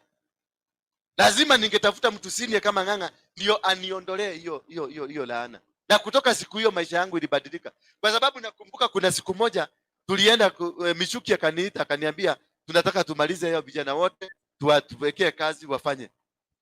Na tukapanga vizuri, tukapanga kazi vizuri. Lakini siku ya kwenda kuchukua pesa, mimi nikapata tiketi nikaenda South Africa. Nikaitwa na mayor wa Pretoria, ni rafiki yangu. Nikaenda South Africa. Kwenda South Africa, yule mtu niliwacha huko kwingine, yeye ndiye alipatikana area. Akaitwa, "Uko wapi?" "Niko mahali fulani." "Kuja kwa ofisi." Akaenda kwa ofisi. Ile mpango yote na proposal nilikuwa nimeandika zote zikabebwa na nani? Na huyo mtu mwingine. Kwa sababu ya nini? Bado nilikuwa na operate under madhabahu hayo. Kwa hivyo who is the beneficiary wa madhabahu? Ni huyo mwenye ana service madhabahu. Bwana Yesu asifiwe sana. Mwenye ana service madhabahu ndio anakuanga beneficiary wa madhabahu yale. Unaweza kufanya kazi kubwa. Kama sasa kwa mfano, uwe shosho yako alikuwa mganga na umeokoka. Ni mhubiri mzuri sana. The problem will happen to you, utafanya kazi kubwa lakini unapata shosho yako ndio ana benefit. Biashara zako zote unakuta zinaishia kwa shosho yako. Anything that is happening in your life ina happen because you are still under operating kwa chini ya madhabahu ya shosho yako. Not unless uvunje. Ndio unaona Gideoni alikuwa na 32,000 people. Unaenda koje kwa shoka ndio 32 ni wera wana. Hebu sasa kusanya watu wako 5 saa hii hapa. Na wakufuata leo, kesho na kesho kutwa, mko nao daily. Alikuwa na watu 32 wanamwamini na walikuwa ready kwenda kupigana vita. Lakini Mungu alijua siri moja, hiki kimundu gitigotoria. Todo ako chini ya madhabahu ya baba yake, ya miungu ya nani? Ya Baali. Akamwambia nenda uvunje, amuka usiku, ukavunje madhabahu ya baba yako ndio nikupatie channel. Ukivunja madhabahu ambayo ulikuwa una operate, unapata channel mpya. Na ukipata channel mpya, hiyo ndio inakuset level yako ya progress. Pale utafika, hiyo madhabahu mpya utajenga, ndio itakupeleka pale unaenda. Bwana Yesu asifiwe sana. Sijui kama mnanielewa. Ama naongea kizungumkuti. Ukivunja madhabahu ya baba yako, lazima ndio uanzishe huduma ama ndio uanzishe kazi yote ama biashara yoyote. Hakikisha umeenda umevunja madhabahu ya baba yako. Kwa sababu baba yako alikuwa na sarakazi zake. Hiyo vituko unaonanga ukiwa naye. Kama wewe ni mwanamke ulitoa mimba, hiyo mimba haukuitoa kwa imagination yako. You copied it from somebody. Kama ulikuwa msherati, you copied it from somebody. It was there, you found it there. Meaning this is something that has been operating. Na kama labda wazazi wako walikuwa wa hiyo tabia ya usherati, ya kutoa mimba, that is an altar operating in you. And if that altar is still operating na haujaivunja, bado it will operate in you. Utajikuta kama wewe utafanya hivyo, katoto kako katafanya hivyo. Bwana Yesu asifiwe sana. So you must first, before you start any business, before you move anywhere, ama uanzishe huduma yoyote, ama ufanye jambo lolote lile, kwanza rudi nyuma, uinue madhabahu, uende kwa nyumba ya Mungu. Inua madhabahu, uvunje madhabahu ya baba, ya disconnect hiyo connection yako yote. Kwa sababu inaweza kuwa si guka huyu na si guka huyo mwingine, ni huyo mwingine ndiye alikuwa na hiyo miano, hiyo zobogo. Hizo miano. Kwa hivyo zinakuwa kwa sababu zilikosa mtu wa kuzivunja ama kuliokoka. Hapo katikati kuliokoka mtu mmoja. Akakuja akasema, sasa tumeombea familia, hiyo miano inaenda, unahakisha pasta anakuja, mnahakisha kamoto, mnachoma, mnasema imechomeka katika jina la Yesu. Ngo. Ni kuchoma, mumechoma vibuyu, lakini altar remains intact. The altar will remain intact. Na kukakuja kutokee katika kilani yenu kuna anko ama shoshu ama mtu mwingine hapo aende kwa muganga, ile altar inafufuka. So as long as somebody will service it, the altar will be there. That will be functional. So whatever you will do, hata uokoke, hata uodhiome, hata useme linakaire ukoria mozayaka, hiyo yote utasema, lakini utasema under the operation of the altar that speaks in your family. Ndio unaona tumeshindwa kutoka kwenye umaskini, kwa sababu altar ya uchawi ni umaskini. Kama kwenu kulikuwa na mchawi ama kwenu kulishikwa uchawi, umaskini thrives. Praise be the name of God. So we must be able to learn and understand why was Gideon told to go and destroy the altars of father. Alipovunja madhabahu yale, akaambiwa number 2, uingie kwenye boma ya baba yako, uikire ruruine rwa baba wanyu, then get me a heifer. What is a heifer? Dumea brownie. A heifer was highly regarded, and today it is highly regarded for sacrifices. Then he was told, nenda kwa boma ya baba yako utoe heifer, ukuje unitolee kama sadaka. So sadaka yoyote ya madhabahu lazima itoke kwako. Sie nikupatie ati uende, haitakusaidia. Lazima itoke kwako. Your own sweat. Your own sweat. Na sika sadaka, uangalie magnitude ya madhabahu ambayo imeinuka kwenu. Angalia the power. Venye iko kubwa, hivyo ndivyo sadaka inakuwa. Na madhabahu, kuvunja madhabahu ama sadaka ya madhabahu, hauambiwi na mchungaji ile kitu unaenda kutoa. Praise be the name of God. Hauambiwi. Mungu mwenyewe anakunenea. Kwa sababu it is God. Kuvunja madhabahu, it is the hand of God. Kuvunja madhabahu, lazima Mungu ahusike kukuonyesha where the direction is. Ndio uliona hawa watoto wa Rekabu, Jeremiah 35. Mungu alijua walifungwa kwa nini. Hiyo familia wakati wa Guka walikuanga walevi, walikuwa walevi kabisa. Walikuwa wanafanya vituko. Sasa Mungu babu yao akawacha laana. Akasema kwa sababu hawa watu, hii familia itakuja kumalizwa na pombe, akawacha laana ya pombe. Na akaacha laana ya kusema msilime mizabibu ama kuuza mizabibu ama kwenda kuvuna mizabibu ya mtu. Na msiwahi kujenga. Na msiwahi kujenga nyumba permanent. Kwa nini? Kwa sababu walikuwa wakipata pesa kidogo tu. Hao kwa muratina, wanagoga muratina. Wakoraga mjima jeji. Saje. Baba yangu alikuwa ngamlevi. Jeji. Niende wajiro nie. Taka nini. Unakuta anakuja na kuweka roho pa. Bure tu ndio presence yake ijulikane amefika. Bwana Yesu sana. Sasa ukisikia mtu amekuwa kwa roho, tunajua mzee amefika. Sasa hiyo amebeba nyama hapa na ilikuwa inafungwa na ile makaratasi ya zamani. Yes, mnaona? Alafu sasa amesweat. Nyama imetoka, imelaruka, alafu mkosa kuipika.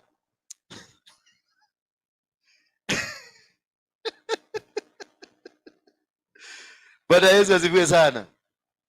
So determination of what you give is the magnitude of the altar speaking in your life. Sio ka 50. Sio ka 50 kama kamia. Mungu pia lazima akunenee, akuonyeshe uzito. Na mtu ni mmoja katika familia ambaye hutumika kama Musa wa kukomboa familia yao. Bwana Yesu asifiwe sana. Si watu wote, ni mtu mmoja uzungumziwa. Ukasikia watu watatu wamezungumziwa kwenye familia, hiyo ni sarakasi ya shetani. One person liberates the family. Praise be the name of God. Number 2, forgiveness and repentance. It's a book of Luke Tuseme Luke 7 verse number 48, tusome hiyo. And he said, tusome 47. Luke 7 verse 47 nasema, therefore I tell you, her sins which are many are forgiven, for she loved much, but he who is forgiven little loves little. So when you are forgiven, your sins are forgiven. It is the sins that are forgiven. And when the sins are forgiven, you are delivered. Praise be the name of God. Kwa sababu huyu mama alikuwa mgonjwa, sio ati alikuja huko kwa sababu ya dhambi. Ndio kaka kohonoka, hakuwa anaenda kuokolewa, alikuwa anaenda kutafuta Yesu ndio apone. Lakini Yesu never addressed the disease. Yesu never addressed the disease. He addressed the cause of the disease. Praise be the name of God. So there are diseases in our life. There are diseases who are in our life. Ambazo they are rare because of our sinful act due to unforgiveness or due to the nature of life that tumeishi. Unakuta mtu amebeba mtu. Yani utoleta na nomena. Todono wahete ilio. Mimi siwezi ongea na mtu. Hata huko kwetu hata siwezi kwenda kwetu. Nauliza kwa nini?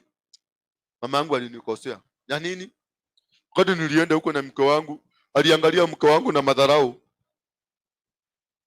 Sasa nikaona hiyo mambo siwezi kuvumilia. Hata sisikiangi kurudi kwetu. I can't forgive them. I will never forgive them. If you will never forgive them, that is a disease. Huo ni ugonjwa uko nao ndani mbaya kuliko ukimwi. Because causes of unforgiveness is death. Matokeo ya unforgiveness ni death.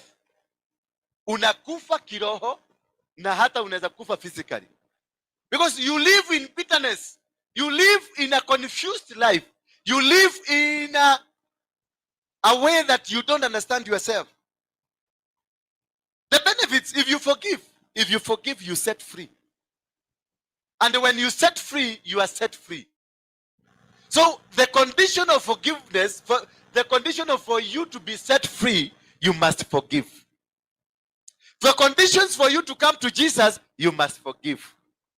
For conditions for your ministry to grow, you must forgive. For the conditions for your business to grow, you must forgive. So it is neither way. Huwezi kuwa umebeba mtu, kazini yako, umebeba mke wako, umebeba yule alikuwa ex wako, umebeba nini, wapi, hadi umebeba mizigo. You will never thrive, you will never succeed in your life. Because you are carrying a sin. And the progress ya Mungu, the love of God, the care, the hand of God will never sit where there is sin. God hates. God does what? Mungu anachukia nini? Mungu anachukia dhambi. Na kama unforgiveness ni dhambi, na ngalia kwa mona hemodo kiria nake ririkana kiria Josephine na ririkana kimudu kiria akono no ugekuete haha, then you are sinful.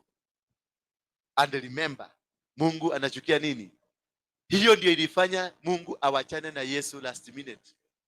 Kwa sababu Yesu alienda akabeba mizigo ya takataka zote, akazibeba akaziekelea hapa. Maana jizio aliipenda ulimwengu. Akabeba dhambi zote akaziekelea hapa, akienda kwa Baba. Akafika kwa Baba, Baba akaangalia na kwingine.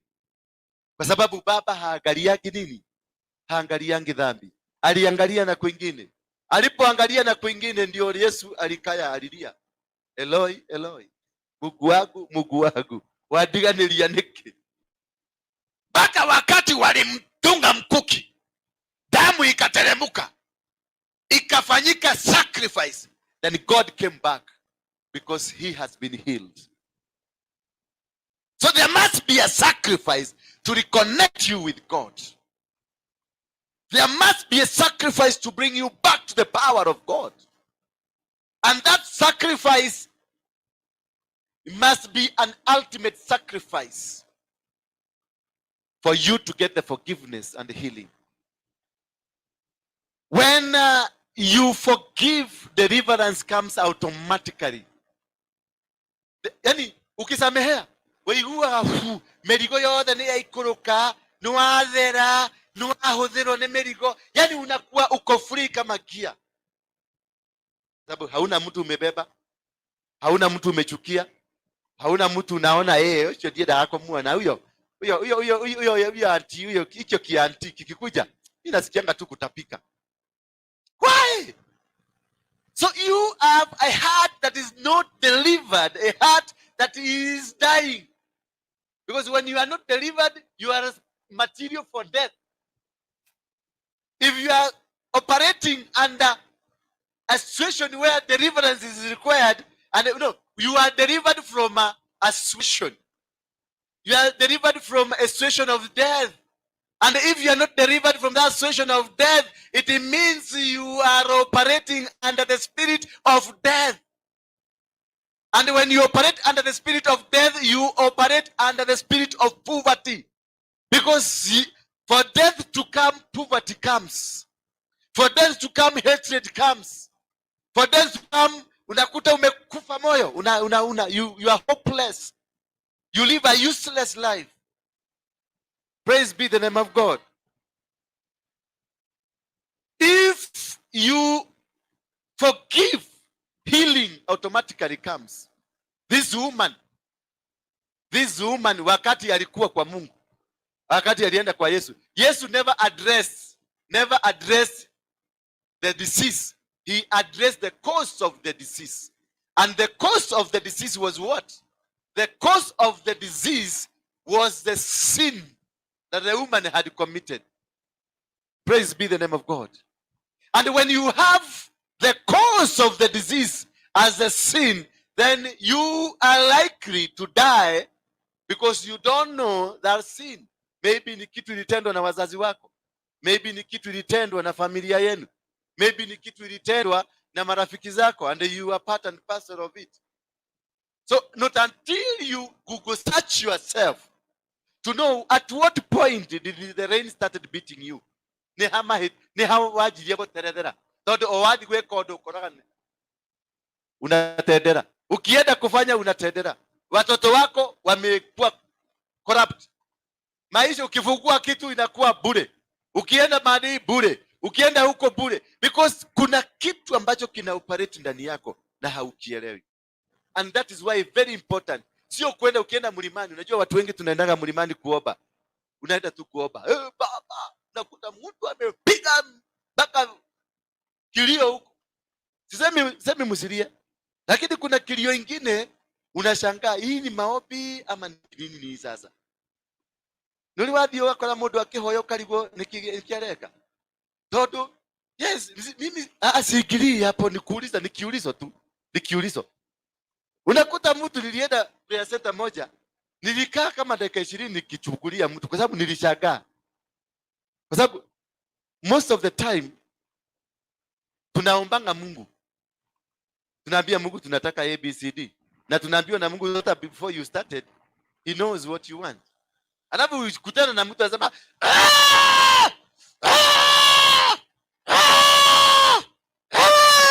1 hour.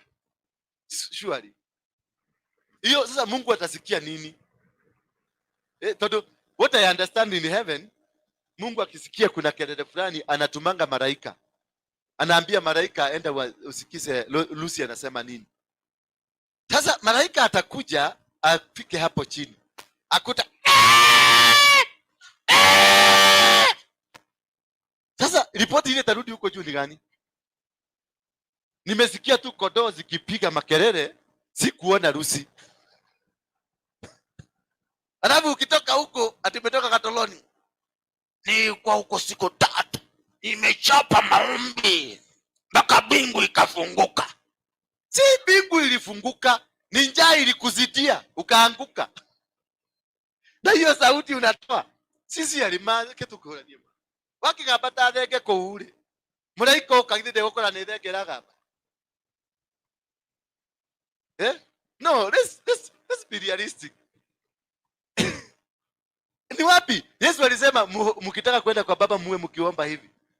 Sikatai. Guthioma ni vizuri. To make noise for God, make it. But make a constructive noise. Make a constructive noise. Yenye hata malaika akituma, kwa sababu malaika hakujui. Mungu ndiye anakujua. Malaika anaambia kwa sikieta usikilize huyo mtu anataka nini. Akikuja na huyo ako na viral na imepatiwa viral yako, ateremke nayo. Na labda hiyo ndio wakati viral yako ilikuwa ifukuliwe. Akuja apata ni kondoo inababa.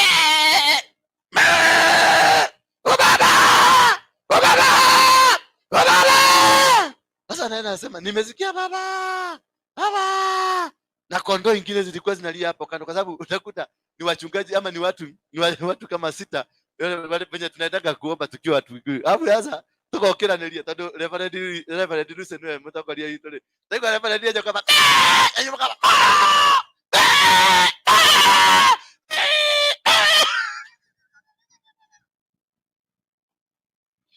because watu wengi wafuasi wengi wanapenda kuimitate mchungaji wao. Utakuta venye ng'ang'a naomba, utakwenda ukitaka kujua venye ng'ang'a James venye anatoanga mapepo, ukienda kanisa ya neno utakuta wote ni sauti ni ya ng'ang'a. Toka mapepo! Toka!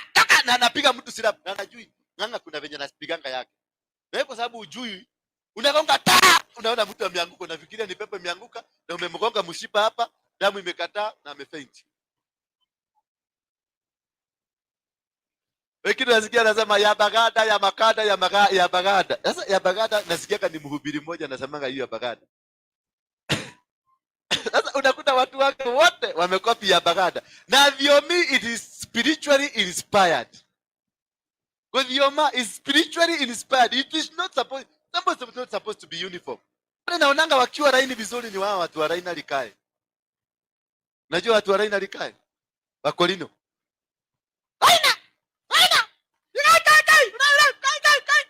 Na hiyo anaona ule mama anajua ule ndio nitashika hapa. You cannot be able at sisi zote tuanze kusema libagada. Hiyo si roho. Hapo hakuna roho wa Mungu. You copied from somebody. And we must stop that copying. We must get ourselves inspired to ingia ndani ya spirit, so that the Spirit of God can inspire you, so that the Spirit of God can speak to you, so that the Spirit of God can guide you. Isiwe ati kwa sababu nimesema na nyinyi mwanze kusema na kama ni shetani alikuwa ndani yangu. Dairege kama huduma kwa nako huko tuko. Keodoke unege katoka mimi madhabahu na jini roho huko. Anako hiadira haya nikuchomeka ninachomeka kwa sababu ile vitu nimelala nikifanya. Nimechomeka. Na nyinyi sasa mnasema pastor yetu anaomba.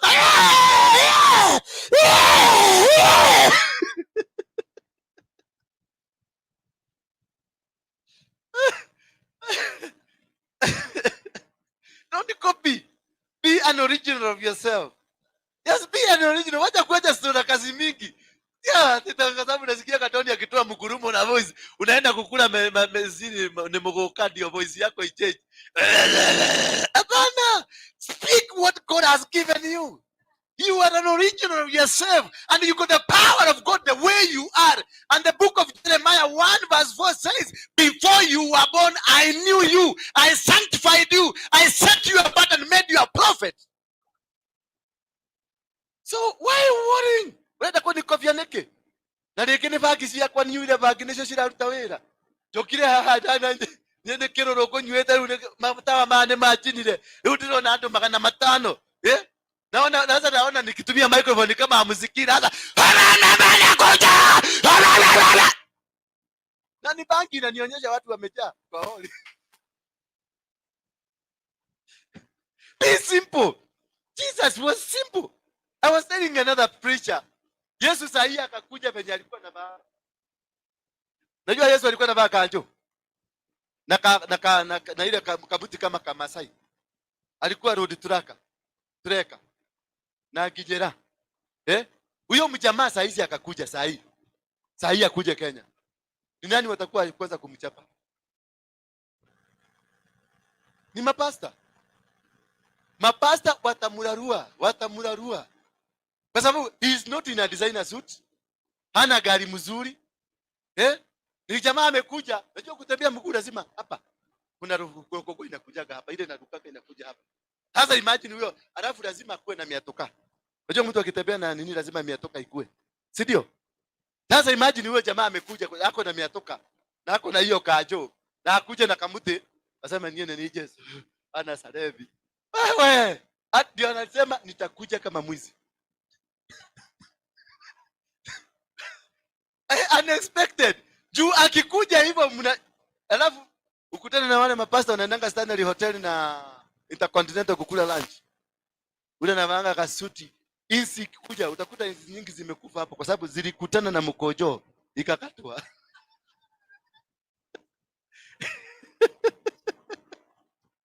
Bwana Yesu asifiwe sana. When you forgive, you strengthen your relationship with God. The day you forgive, your relationship inakuwa strengthened and you become more powerful. Because you are free from any bondage. You are free from any powers of darkness. You are free from any catastrophes. You are free from demonic forces. Praise be the name of God. Brother, were you coming here? Really? There's another church up here.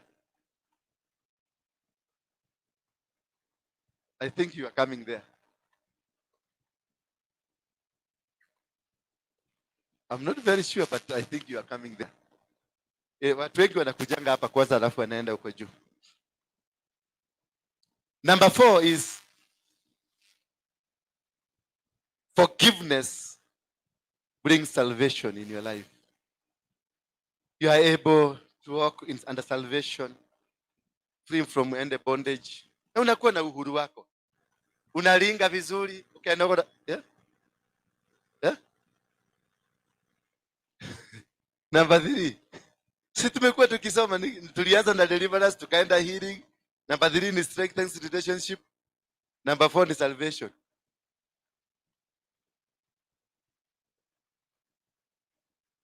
And number 5. Number 5, it brings God's presence. When you forgive, uwepo wa Mungu unatembea na wewe. Wakati unasamehea, ndio murekere. Simama kidogo. Simama tu hapo. Uende umsamehe.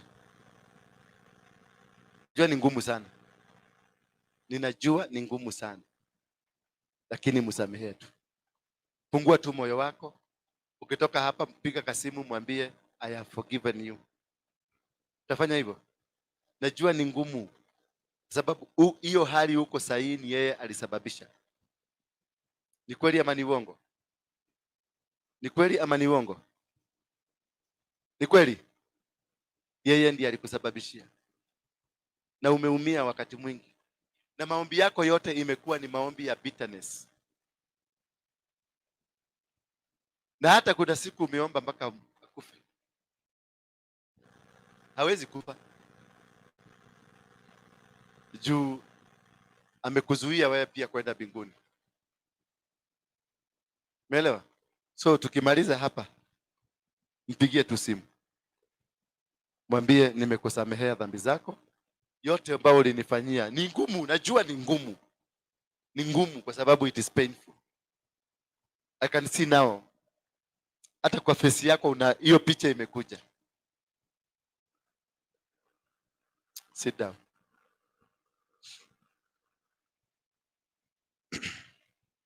When you don't forgive, you invite death. You die spiritually. When death does not just come, death does haikujagi ati alikufa jana, hapana. Ukiona mtu amekufa, alianza kukufa kitambo. Hakukufa jana. Ajilie kukua tena. Ukiona kanisa ya mtu imefungwa ama kanisa kama hii imefungwa, haikufungwa leo. Ilifungwa kama miaka 2 iliyopita. Kwa sababu kuna kitu, niko na unforgiveness. Labda kuna mshirika alitoka hapa akaenda na washirika. Kwa sababu na sisi tumechukua washirika ni kama bagi zetu. There are people, you pastors ambao tuko hapa. There are categories of people who come in your ministry. There are those who come to lay the foundation. And once they lay the foundation, they will go. There are those who will come, waanze kujenga juu, kujenga hii nyumba kupanda. Na wakimaliza kazi yao, wataenda. Na kuna watakuja kuweka roof. Na wakimaliza kazi yao, wataenda. Na kuna wale watakuja kuingiza watu. Sasa hao ndio watu wako. Nanyita. Ashio niyo ado waku. Ashio wako igeri ado. They don't participate in laying. They don't. Wanakujanga ni wasafi, ni adoega, they are holy filled, Holy Spirit filled, ni watu wazuri, na usipojichunga watakunyang'anya kanisa. Kwa hivyo usishikilie mtu wa foundation. Kwa sababu hiyo kazi yake ametengenezwa duniani hii. Athoteketo ni wa foundation. Ako na materials na knowledge ya foundation. Akianda foundation, anaondoka, anaenda. Na usianze kumwambia kumfuga ati nafuga. Ngoja, awepi. Hapana, ukimfuga utaishi kwenye foundation, nyumba haitapanda. Praise be the name of God. Ukimfuga mkae na yeye, mafudi wa kujenga juu hawatakuja. Kwa sababu atakuwa kiwazuia wasikuje. Ama akianza kujenga kupanda, ataharibu nyumba yako kwa sababu ataijenga kama vile alijenga foundation. Kwa hivyo msishikilie, iko na gate, ata kwa sababu mshirika amehama ameenda kanisa neighbor, wachana na yeye aende. Tuko 6 billion people in the world. Again, stop this business ya kung'ang'ania watu ati washirika. Ati hii ni kodoo iliyonona. Kodoo iliyonona ni yako. Kuna kodoo yako umeuda dunia hii. Atatoneeleka ya atafukura 10. Mnaangaliaga bahasha ikianguka. Unakuta mvuja. Amefuka macho ni kuomba naomba, lakini kajicho kamoja kanaangalia bahasha. Ile nono na anajua ni nani ameangusha. Sasa hiyo na anasema mtu unapoandika bahasha andika na namba yako. Kwa sababu nikienda mlimani nataka nikupigie simu. Nikuombee na ripoti ya Mungu ikikuja ndio nitakupigia simu. Hapana. Arenda nigetha amenye kuri alisheraga. Usiandike, asiandike. Kwani ni yeye unapatia, si ni Mungu unapatia? Wacha usiandike namba yako. Don't write. Kama ana communication na Mungu, ata communicate in the spirit. Ata communicate na wewe. I'm supposed to pray for my children, all of them. Ambaye ni mnono, mukonde, anayemwe mgoroki, woyote, whatever. I am supposed. You are my children, all of you. That is hakuna mtoto mnono na mwingine. Musiandike, doka nadeke. Never right. Doka na meremadike. Don't. Never ever. Ukitaka kutorokwa na Mungu, waambie waandike. Kwa sababu ukiandika ukipata namba yake, ndio sasa unabii inakatalianga kwa hiyo mama. Unabii yote. Akiandika namba, unabii yote inakatalia. Unabii ya kitu kibaya kinakuja. Kitu kibaya kinakuja. Masaduku, niliona saduku 3. Niliona jeneza 3 zinakuja. Niliona accident, ilikuwa baya. Hiyo accident ilimaliza familia mzima. Niliona shamba yako ikichukuliwa na watu. Hiyo sasa, hiyo ni mazao ya kuandika namba. Najua ninakosea watu, lakini wacheni tu niwakosee. Mimi sijakuja kutafuta pesa. Mimi nimekuja kuhubiri. Nilipata pesa nikiwa na 19 years. Uliza Doni anajua, kule nakaa. Hata si unajua, na wengine wanajua. Simi dieti pesa dirasharia. Direnda turugamie kigo kia Ngai, tuhubiri jina ya Mungu.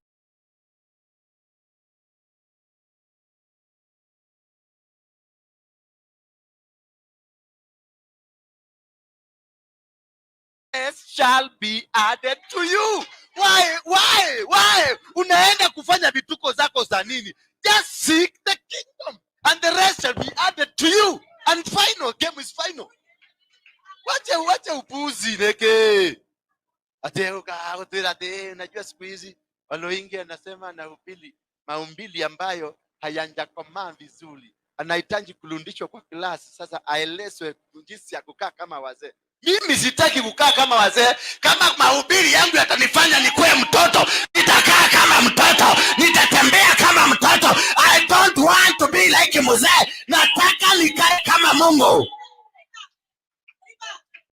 Nataka nikae kama Mungu. Kai ajira, this is the direction, hiyo tutafuata. Hakuna kurudi nyuma. Kama umefungua kanisa yako kwa sababu ya sadaka, usinikuje karibu na mimi. Tuende tutafute. Watu ni 6 billion. Wacha kungangania hiyo mama hiyo kanisa ingine. Ama hiyo baba kwa sababu anaendesha Range Rover. Wacha kungangania. Pesa ziko. Kama nikiwa Mungiki nilikuwa nakusanya milioni 2 kila siku. Na nikiwa kwa Yesu. Na nikae kulingana na Yesu. Somebody say no. Somebody say no. We shall never allow to be contaminated by these hopeless people. We cannot. Ndio hao unakuta wanaenda huko kuombaomba wanasiasa pesa. Unakuta nilienda juzi mahali ingine hapa. Mwanasiasa, tuko mkutano kama hii ya mapastors wengi. Mwanasiasa akakuja na ni MCA of all the people. Na mtu wako na anointing anaitwa bishop. Mwingine anaitwa apostle. Amevaa ile manguo ya apostle. Na ile kiatu inakaa hivi ya maapostle. Na kutembea anatembea kama apostle. Unajua maapostle. MCA kutokea wote wakaenda wakapanga laini. Wapatiwe 50 bob ya MCA. What a shame! What a shame! All the kings in the Bible, they went looking for prophets. They were guided by prophets. They were controlled by prophets. They sought the prophets. They did go looking for kings. Prophets have never gone to look for kings. It is the kings who go for the prophet. And that is why our country, we are in shit. Because prophets are going to look for kings. Nakuta watu wamepanga laini huko, wanataka kuona mkubwa. Wengine hapa, badala waambie president, hii kitu, hii corona tupatie sisi, tuachie. Walienda huko kusema funga makanisa. Badala waambie king, what does the king know? The king knows the money na power. Anajua askari na anajua pesa. Na anajua tu ukiingia huko atakupatia 200,000 na alafu alindwe, wewe ukule chakula uende nyumbani. Lakini mtu wa Mungu anajua kule mbinguni, anajua mbinguni, anajua mbinguni na anajua kule kuna uwezo. Yeah. And we must learn to train our people. That wacha wakuje hapa tuambie Mungu anasema hivi. Lakini sasa unakuta mnaambiwa wakati walifungua supermarket na wakafungua mikutano ya wakati walifungua bunge. There was no committee to sit down watengeneze mikakati ya kufungua bunge. Lakini wakati ilisemekana ni kanisa, ikasemekana wakae chini watupangie jinsi ya kufungua kanisa. No.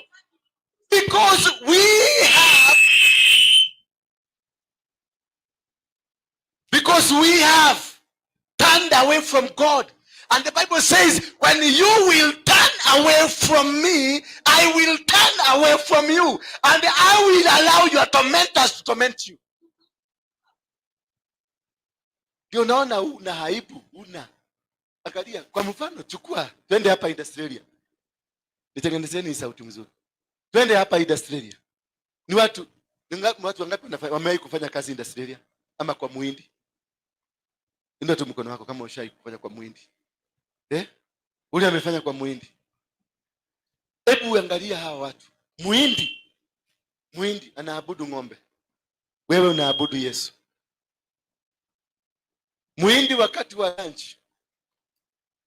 anaendanga kukula, anaendanga kwa msikiti yake, anafanya hiyo kitu, anafanya, anakuacha.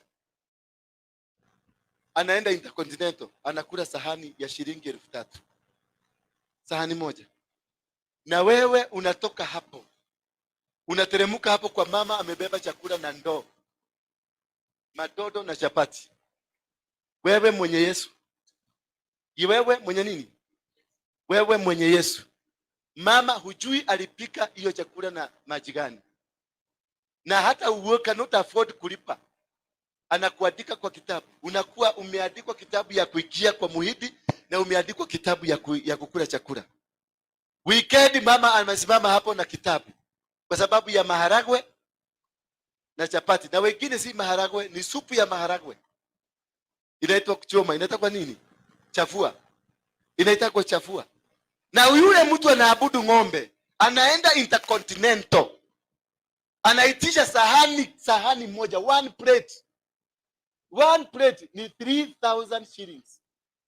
Na anaitisha juice ya orange, matunda mbili. Inafinywa inatoka orange. Na imewekwa maji. Glasi moja, 1,000 bob.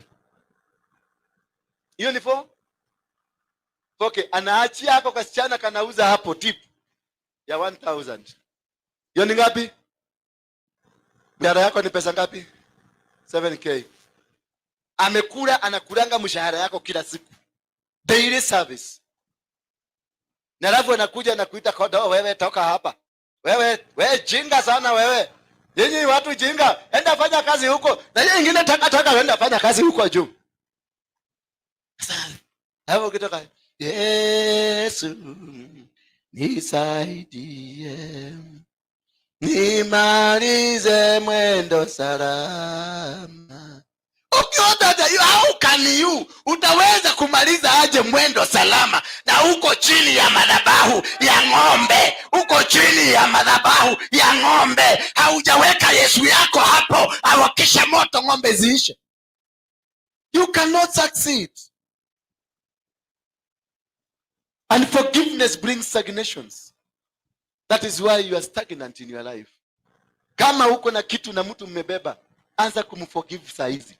Because that is why you are stagnant. Wherever you are, that is where your business cannot move. That's where your family cannot move. That is where you cannot achieve anything. Because you are completely stagnant. You can't make it. You can't make it. Because your life imefungwa. Uturaga haungaje. Ukimudhuri. Na yote nikimudhuri. Kia kuwete laana, nega iwake eheririe. Mungu ndiye alikuondolea hiyo kimudhuri ama hicho kimama. Ni Mungu alikuondolea. Kwa sababu aliona huyu mtoto wangu lazima nimudelive. Na yeye sasa baba naomba apate accident ya kujika miguu. Sasa unashitwa. Mtu wa Ngai.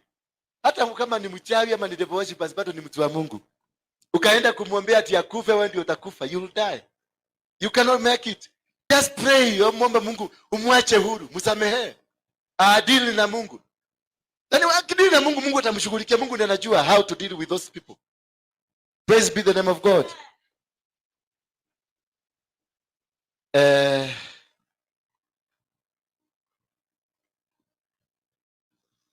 Tuko namba ngapi sasa?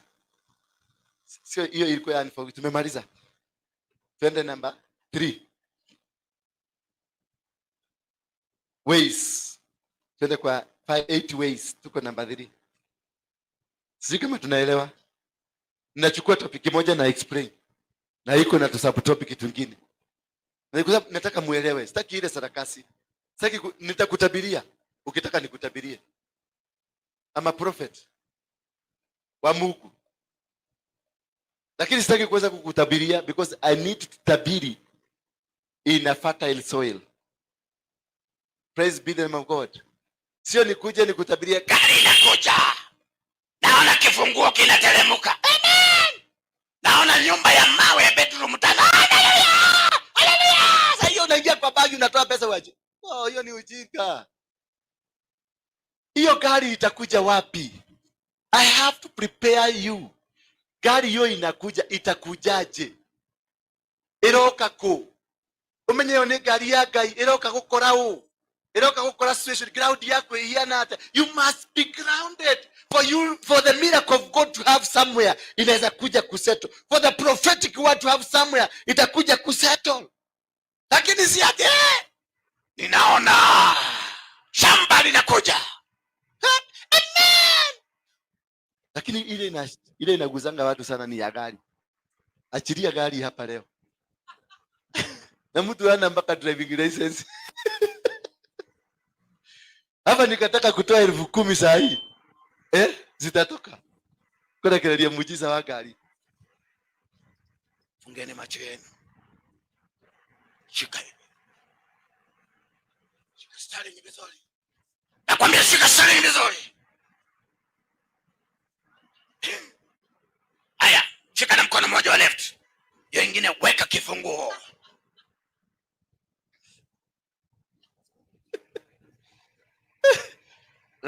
Sema kajaga mafuta. Haya, chukua logbook ndio hiyo. Hiyo logbook. Hiyo ni Mercedes. Kitajo Mercedes.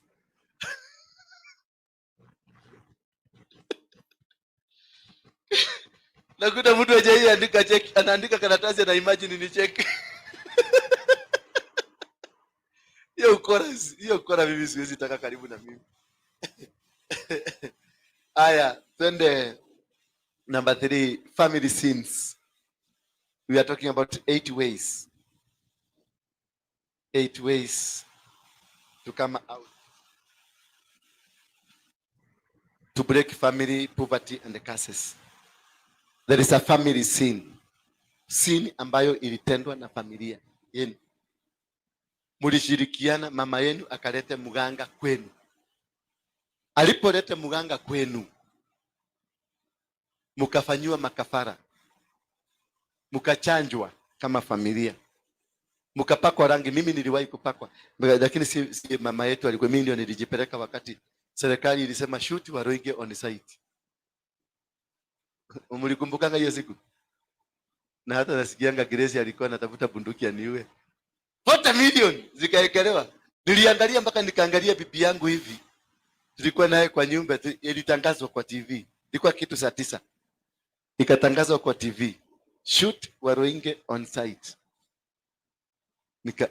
Kuangalia hivi nilikuta mama si TV anaangalia, ni mimi anaangalia. Sasa imagination yangu, I think niliona akisema, ilikuwa imagination, sio venye alifikiria, ni imagination yangu. Kwa sababu when you hear you are going to die any time, you see everybody around you as an enemy. So nikaona ananiona, kumbe huyu mtu ni 40 milioni.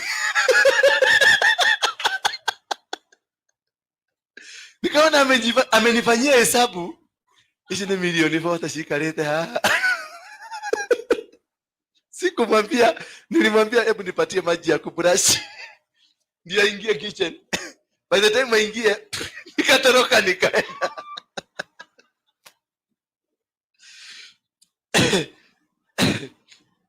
If you read the book of 2 Kings, chapter number 10, 2 Kings chapter number 10, verse 18 to 28.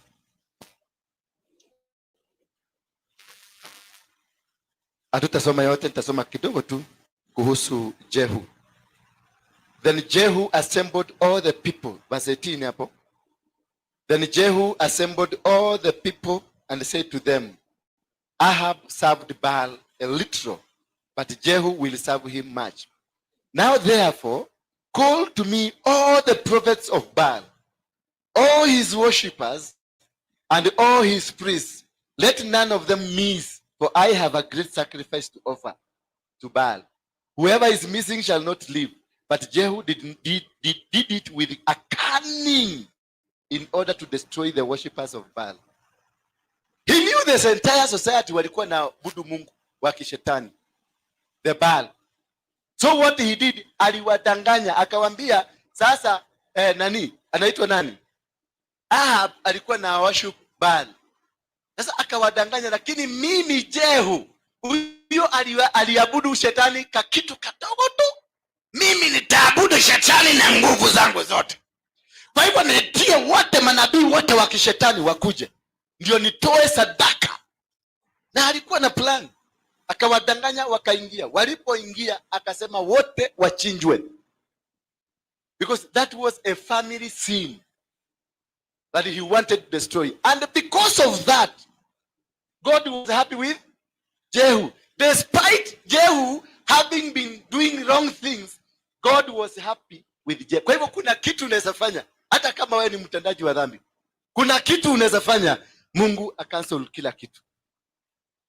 Na hivyo ndivyo Jehu alifanya, because he wanted to rectify the mistake ya familia.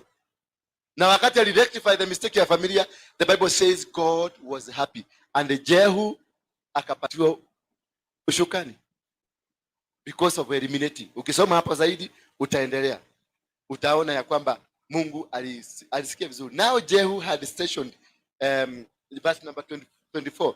Now Jehu had stationed 80 men outside and said, the man who allows any of those who are inside to come out, nitamaliza. So as soon as he had made an end of offering the burnt offering, Jehu said to the guard, to the officers, go in and strike them down. Let no man escape. Verse 28 nasema, thus Jehu wiped out Baal from Israel. But Jehu did not turn aside from the sins of Jeroboam, the son of Nebat. Despite that Jehu was not right, he did the right thing.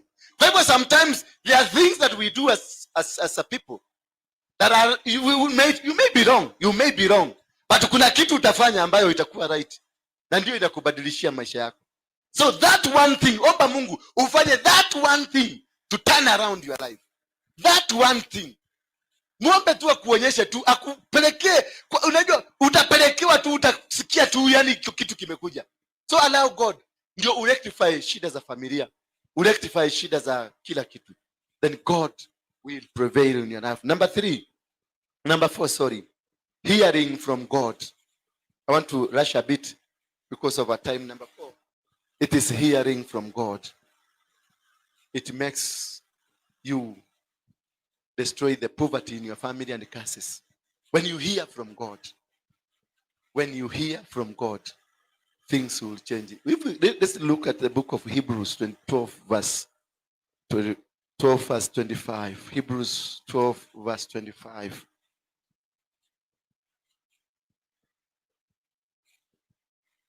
Hebrews 12 verse 25, it says,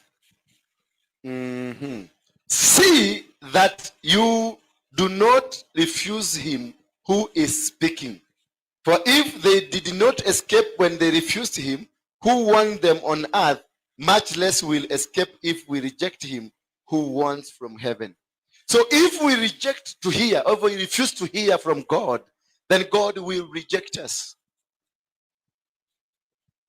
God will reject us if you don't want to hear from God. And how do you hear from God?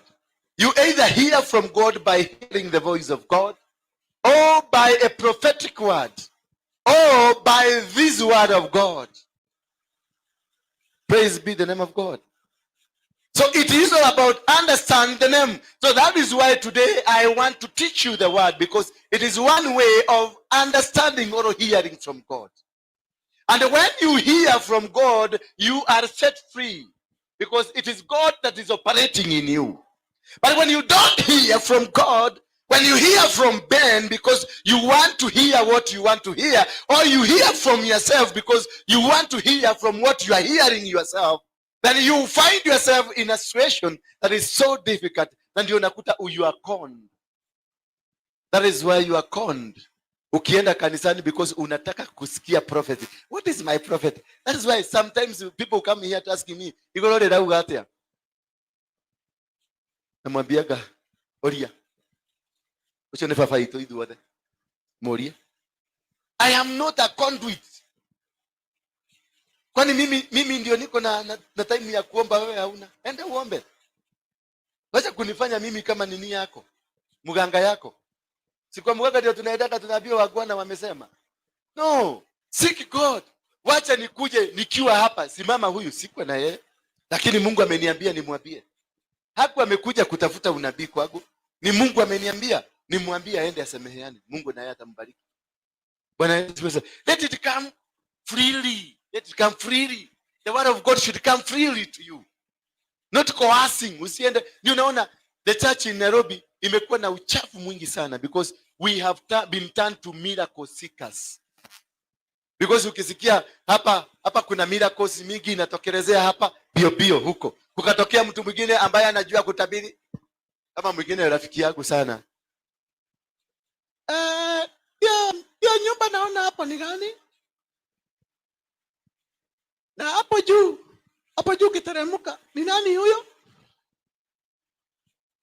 Sio, naona kama ni mama. Na ukienda upande nyumba ya juu, hapo upande ya juu kuna nyumba ipo ya mabati. Na kuna barabara hapo chini. Haleluya. Haleluya.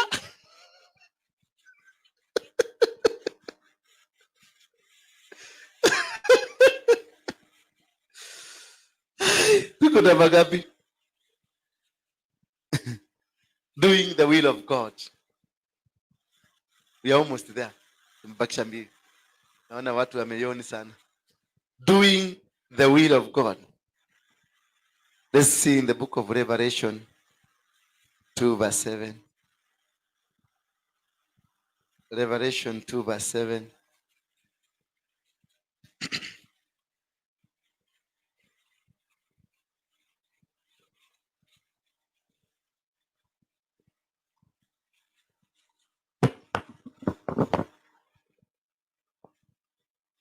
The Revelation 2 verse 7. Inasema, he who has an ear, let him hear what the Spirit says in the churches. To the one who conquers, I will grant to eat of a tree of life, which is in paradise of God. So when you do the will of God, you eat the tree, the tree of life that is in paradise. You enjoy the entire fruits of God. You enjoy the love of God. You enjoy the presence of God in your life. If only you do the will. How do we do the will of God? Is by submitting in totality to God. If you submit in totality to God, it gives you an allowance of doing the will of God. And that is why we have been told, if you got the ear to hear, just hear and go and do the will of God. And that's why I say in the prayer, Jesus, the Lord's Prayer, nasema, thy will be done.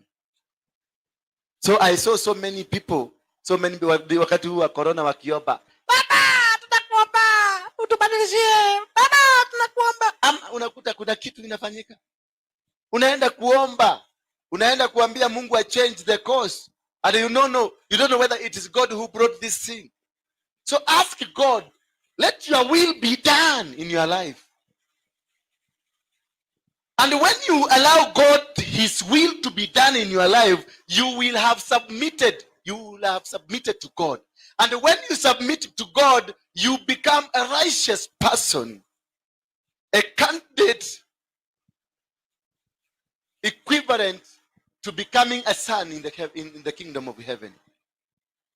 So you cannot, if the will of God is not done in your life, then you are not with God. Because God should act supreme in your life. God should act supreme in your life. Praise be the name of God. And tuko namba ngapi? 6. Seeking the opinion of God. Let's read the book of Joshua. Joshua 1.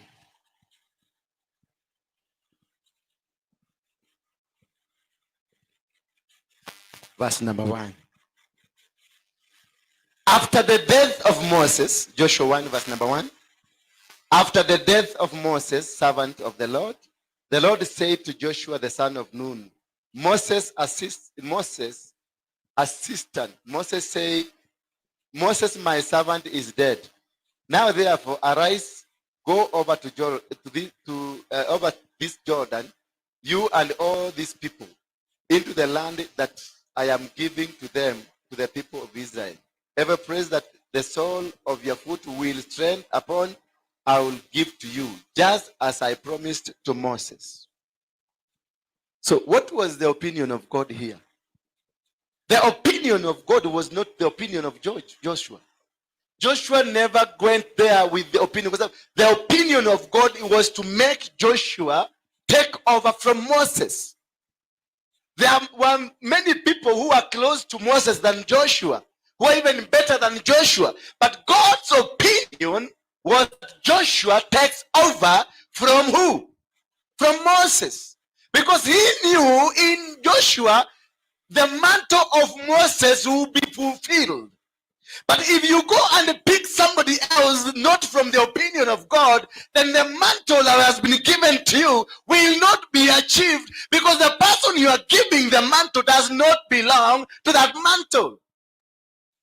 Praise be the name of God. So this message goes squarely to pastors. When you go and start selecting people, because you see huyu amevaa anavaanga nguo mzuri ama nakaanga hivi, unaona huyu ndiye anafaa kuwa assistant pastor. No. Wait until you hear what is the opinion of God. My opinion of God was to start this fellowship. My opinion was not maybe this fellowship, but God's opinion was this fellowship. Praise be the name of God. Maybe you wanted 1,000 people to be here. But what was the opinion of God? The opinion of God was to have the number that we are having here, because it was selected for the message for today, because he wants to use them to make others disciples. That was the opinion of God. The opinion of God is to marry so and so. But your opinion, this man is jobless. Your opinion, this man ametoka kwenye familia maskini. Na wewe unataka mtu mtoro handsome ambaye ni familia anaendesha, a man who is driving. That is your opinion. Sasa ukiolewa basi ndio unakuta the opinion of man is not the opinion of God. Because where there is opinion of God, there is peace. Where there is opinion of God, there is success. Where there is opinion of God, there is God's bearing and guidance. But where there is opinion man, that is when you find sarakasi, kujipanga, namna hii. If I may give an example of a person you know, and let it not be used out of context. Nimeona kuna mtu mmoja ameinukiwa Kenya mzima. Watu fulani wamesema hawamtaki, wanampambana na yeye. Lakini the more they are fighting him, the more he is becoming popular. The more they plan to destroy him, the more he is becoming so strong.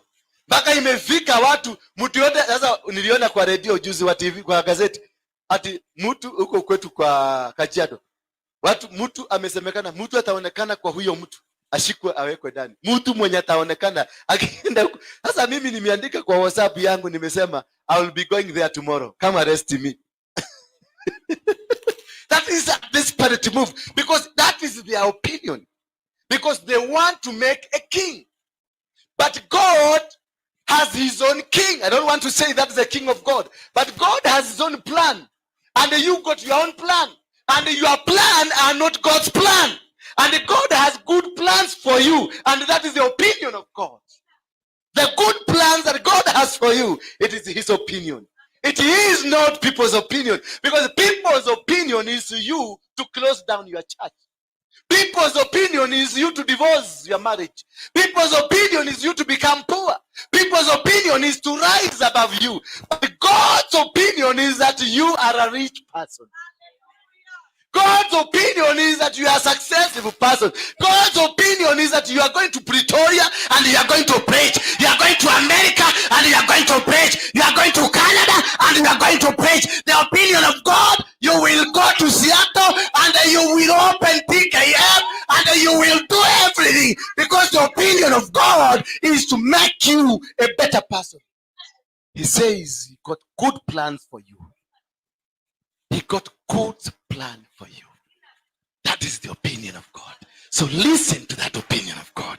When you seek the opinion of God, you succeed. You succeed tremendously.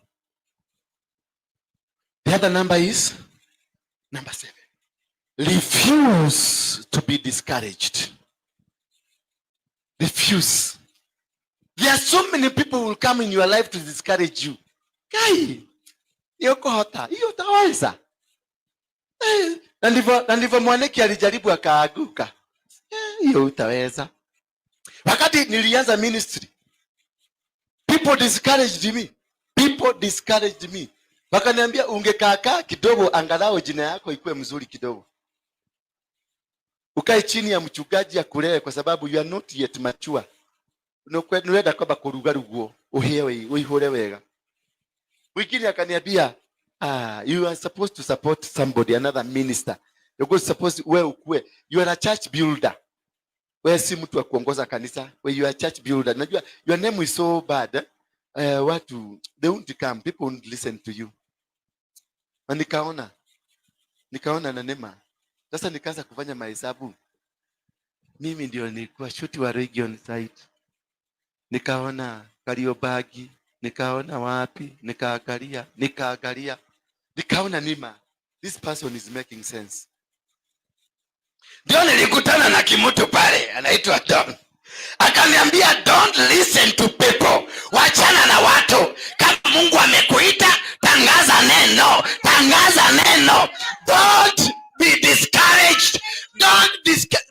They will come and tell you cannot succeed in that field.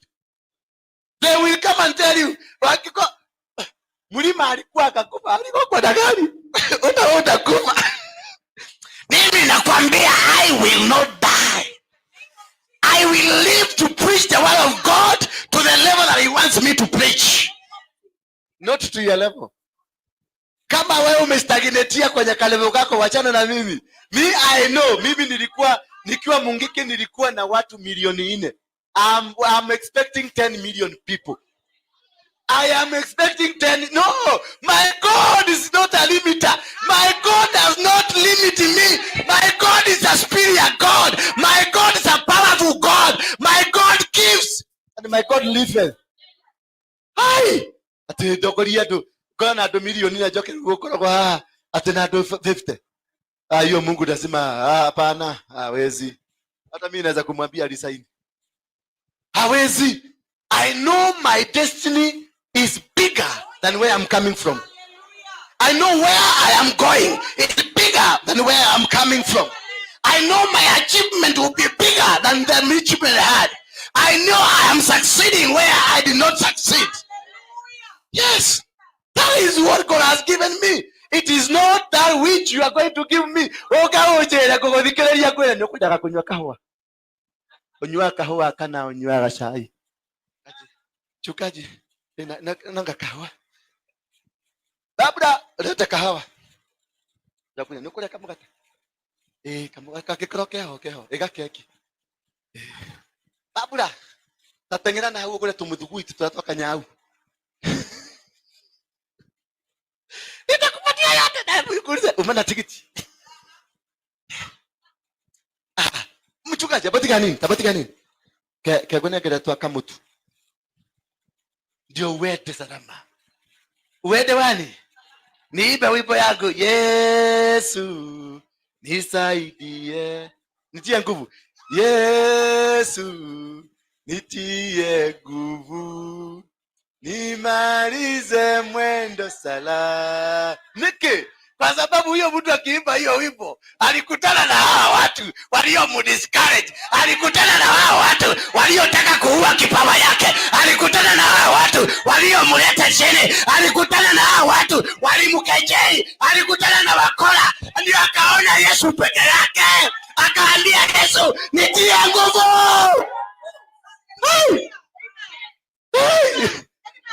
That is the only way. That's the only person. That is the only solution in your life. It is only Jesus who is the solution. Hey, Yesu nitie nguvu.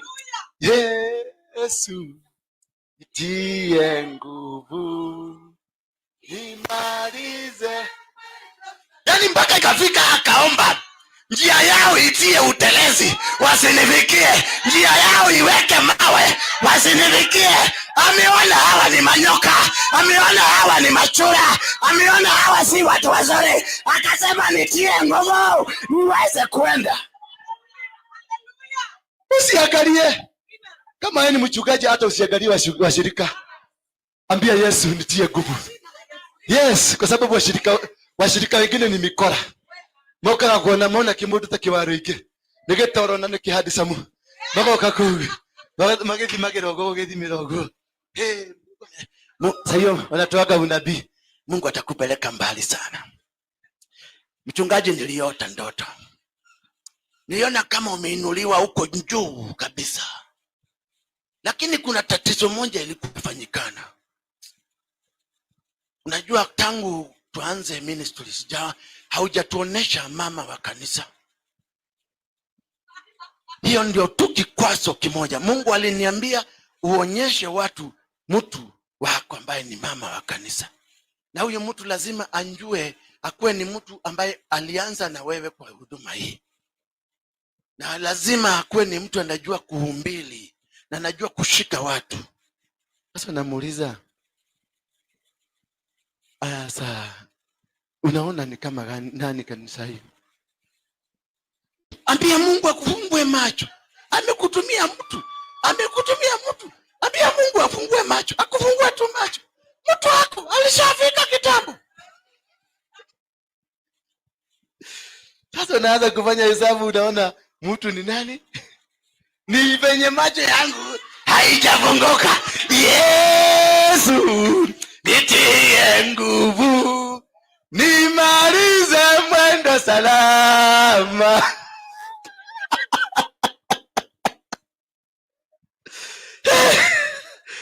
Basta. Uniacha hapo. Niendelee. Tuende ya mwisho sasa. Vile na kwenu. Huyu Yesu ni wa maajabu. Unajua mimi sikuhubiriwa.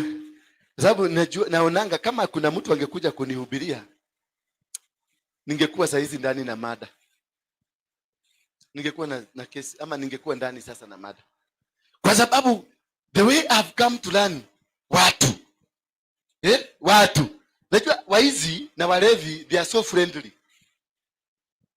Waizi na walevi they are so friendly. Ukienda kwa bar, tulikuwa tunaingianga kwa bar. Unakuta sasa hiyo ni meza, hiyo ni meza, hiyo ni meza, hiyo ni meza, hiyo ni meza. Unaambia waiter, "Wakaji, chafua hizi meza zote, uniletee bill." Chafua. Unaona meza imekuwa green brown, green brown, green brown, green brown. Chupa tatu. Kuna wale wanywa.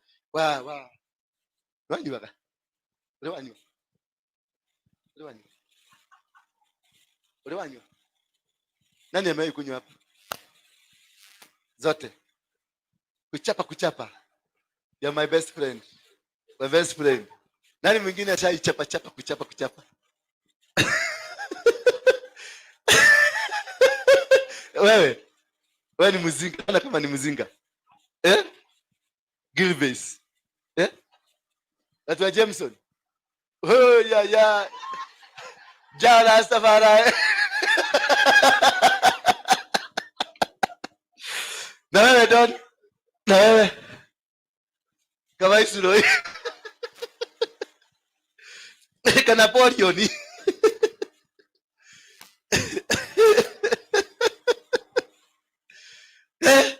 Mimi nilikuwa navuta ka embassy cigarettes. Expensive even. Light. Na black label.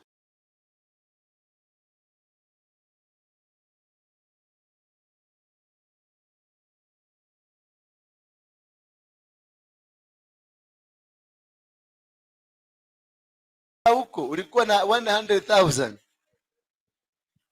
Unakuta hauna hata dururu. Lakini kuja kwa Wakristo, waambie wachage, mununulie pasta maziwa paketi moja. 1 packet ya maziwa. Kama saa hizi nasikia kwa vimeanza kupotea. Ambia tulite sadaka itogole. Katika jina la Baba, riba kara kandire bozo. Riba chokora mazaya kanda. Anachungulia. Haraba kara zikenderebo. Ya montorobo zaya anachungulia. Akiona sasa mchango imeisha, sasa anasema haleluya. Yesu ni Bwana. Unajua mtu akiomba unamu-excuse. Ya mwisho. Seeking God with worship. Hallelujah. I deliberately finished with that because that is the way power of God is. That is where God, unajua Daudi alimchezea Mungu na kinumbi. Alimchezea mpaka nasemekana ginyaguo sikigwa. tagoithie ciaku guku muthi spirit ya umaraya akana uina ke bahati baya uina utaru wekirite nguo ndehu nguo ndagakiruga ategwo ni nguo haha ikambe pia. Naona lazima Mungu angemwanika, alianikwa. Hiyo ni spirit ya umaraya, alianikwa live ya, na nilikuwa nasema na Mungu alikuwa amenionyesha. So let us worship God without looking and he ama he. We seek God with worship. How do we worship? We worship God through prayers. Be a prayerful. Nenda milimani, nenda Katoroni, nenda naitongo Heaven's Gate. Go all over, worship God. Pray, pray, pray, pray. Lakini sio maombi ile tulisema. Ile maombi tulisema hiyo wachaneni nayo. Hiyo maombi ya kushida ukisikilia ya ati masaa 1 full hour.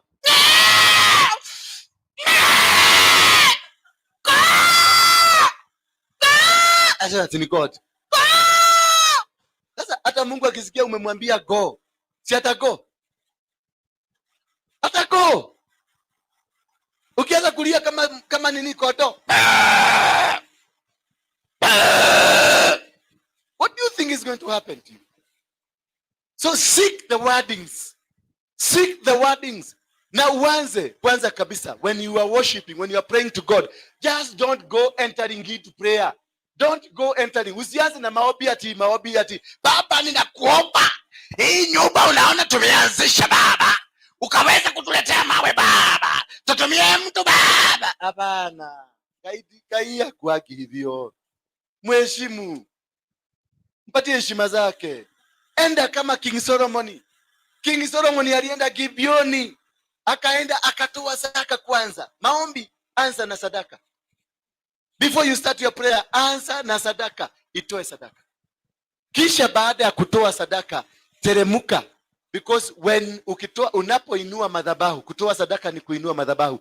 Unapoinua madhabahu, God will appear to you. When Abraham aliambiwa na Mungu, nataka uelewe hapa sasa. Mungu akamwambia Abraham, ondoka uende mpaka nchi nitakayokwenda kukubarikia. Abraham akaanza safari, akachukua mbuzi zake, akachukua kondoo zake, akachukua ngamia zake, akachukua vitu zake, akaanza safari. Alipoanza safari akaenda, bado Mungu alikuwa anazungumza na yeye. Lakini kuna mahali alifika, Mungu akamwambia niinulie madhabahu. Alipoinua madhabahu, and God appeared to him. So my question here is, kutoka kule alitoka, alikuwa na Mungu mgani? Yeah? Kutoka kule alitoka, kutoka kwa baba yake, alikuwa na Mungu mgani? Praise be the name of God. He was with the same God, but he walked with the grace of God. But when he offered a sacrifice and raised an altar, God himself appeared to him. So there is a connection between the altar and God. And once God appears to him or appears to you, he gives you a promise. Any appearance of God comes with a promise. Any appearance of God comes with a promise. And Isaac akaambiwa atoke kule alitoka. Alipofika Gerar, akaambiwa na Mungu nijenge madhabahu. Alipojenga madhabahu, that is Genesis 26. Alipojenga madhabahu, and God appeared to him.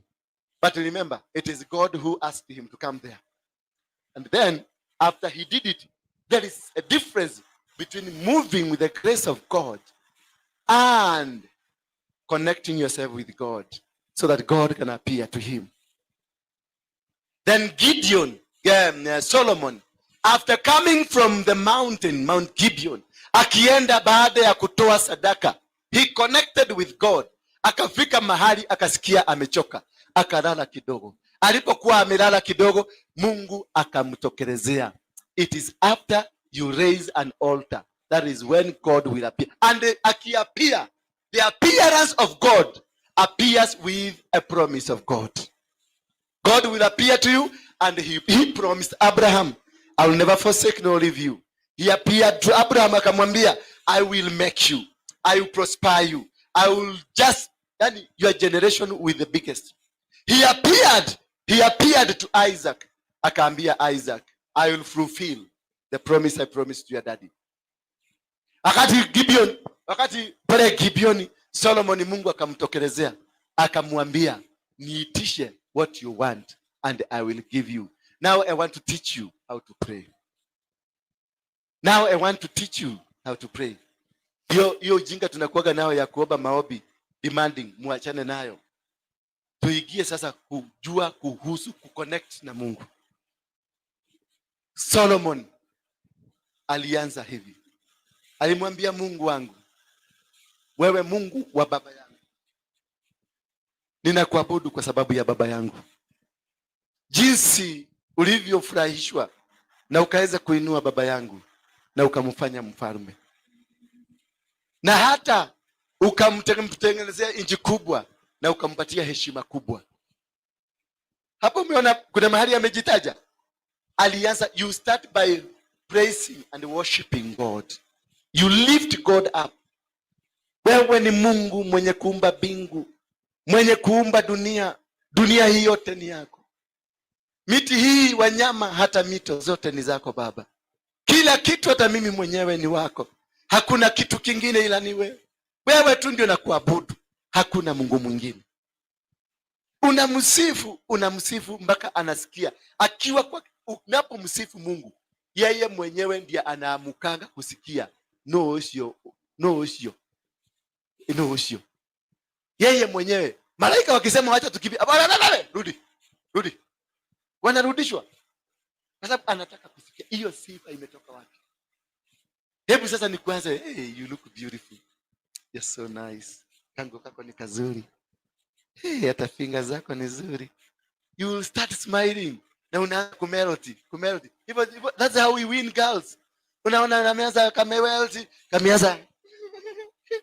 Anaanza kuandika. Because ulianza kwa kusifu. And that is how we should to God. Tuanze kusifu, kuinua Mungu. Wacha kuenda na demand baba.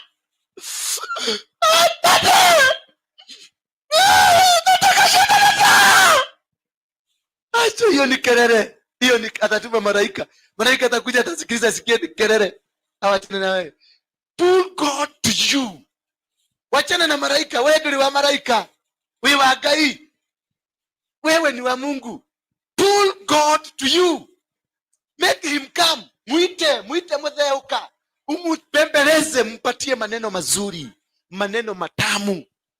Muinue, msifu. Solomon alimsifu, akamsifu kwa ajili ya baba yake. Hakumsifu kwa ajili yake. He never praised him because of himself. He praised because of his father. What he did to his father. He neglected. You should neglect yourself and humble. And have that humility. Then he ends up telling God, all what I want. Na hata umiona vizuri, hata mtoto yake naye akakalie kiti. Nami tu nakuomba tu ukanipe hekima nikaongoze watu wako. Hekima. Mungu was touched. Ndio aje kubea. Baba, tupurani tu ya tabu. Bwana yalo tuone. Mara Josika. Bwana yalo tuone na mtu kataka. Baba. Utia moto wa dera pesa. Otora hau. Otora utagia na utia moto na kabutio. Ukona mushirika niyo kagwaku no amuhoera ni agura broti. Ukona uri ogeni okano amuhoera no agura broti. I'm still trusting God for a plot. You continue to trust and it's not going to happen. It will never happen. You must know how to approach. That is your father. You must know how to approach your father. Go to your father with humility. Go to your father with humbleness. Go to your father with a nice voice. Sio kwenda kukapa kama usio kwenda kukulia kama makondo. Hebu enda hizi maombi tunaendanga huko ama ende hapa Boretam.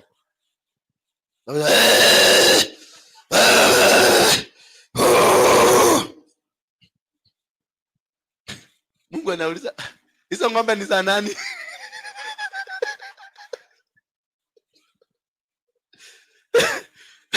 Malaika Akifika anakuja anaangalia aoni ng'ombe, anarudisha ripoti, mimi ninaona ng'ombe.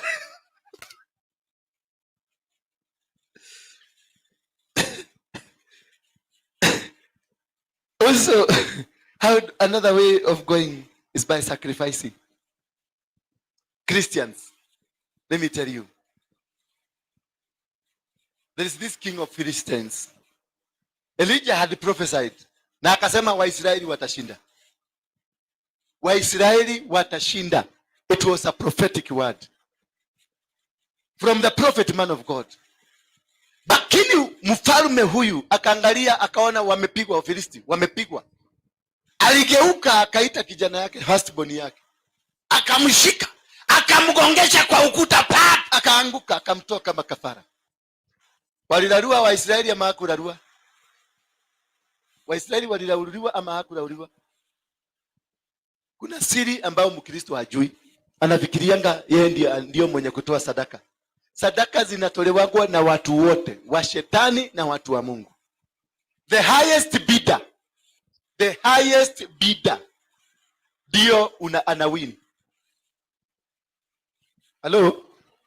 Hello? The highest giver, mwenye anatoa sadaka ya juu kuliko wale wengine. Wana Waisraeli kabla waende vita walikuwa wamechinja mbuzi na wakamtolea Mungu. Lakini mfalme akaona ni vizuri, akatoa mtoto wake. Alipotoa mtoto wake, wana wa Israeli walinyongwa kama vifaranga. Because sacrifice iliyo juu ndio inafanya kazi. Kama mtu amekwendea kwa mganga, akatoa kwa mganga shilingi 20,000, tafuta ufikishe shilingi 21. Kwa sababu hautamshinda. Uko tulokilitaka hau. Kama madhabahu iliyoinuliwa ni madhabahu kubwa, tafuta neema kubwa kuliko unayo. Otherwise, utazunguka, utakilita hapo, ukisema ukiita Mungu. Bwana Yesu asifiwe sana. So you must learn to give to God. You might not have it. Lakini kuna njia unaweza kutoa kama sadaka. Pia kwenda kwenye maombi, kwenye huduma hizo ni kujitolea. Kwenda kwenye makrusade, kusponsor makrusade na vitu kama hizo ni kutoa, ni pati ya sadaka. Na inaendelea ikihesabiwa, ni bonga point. Sitaka bonga point. Zile tuna retrieve. Ni bonga point, zinaendelea zikihesabiwa. Na wakati zitahesabiwa zipite ile sadaka ilitolewa kwenu, unakuta breakthrough yako imeanza. Bwana Yesu asifiwe sana. Utakuta breakthrough yako imeanza kufanyika. Unaweza kaa uliokoka 1900, ukae mpaka 1978 ndio breakthrough yako inaingia. Kwa nini? Tusadaka toko tudogo tumekuja tumeruka ile sadaka ilikuwa imetolewa. Kwa sababu kuna watu wengi hapa wamefungwa na hizo mazadaka za kishetani. Na zimewafunga kabisa. Unakuta familia iko na mashida, from this problem to another problem, from this problem to another problem. Kama kwenu kulikuwa kunapigwa kwa Wakikuyu, kama kwenu kulikuwa kunapigwa pombe ya Muratina, huko kuko na madhabahu. Kwa sababu hiyo pombe ilikuwa inachinjua mbuzi, alafu ilikuwa inapatiwa wale walikuwa wamekufa kitambo.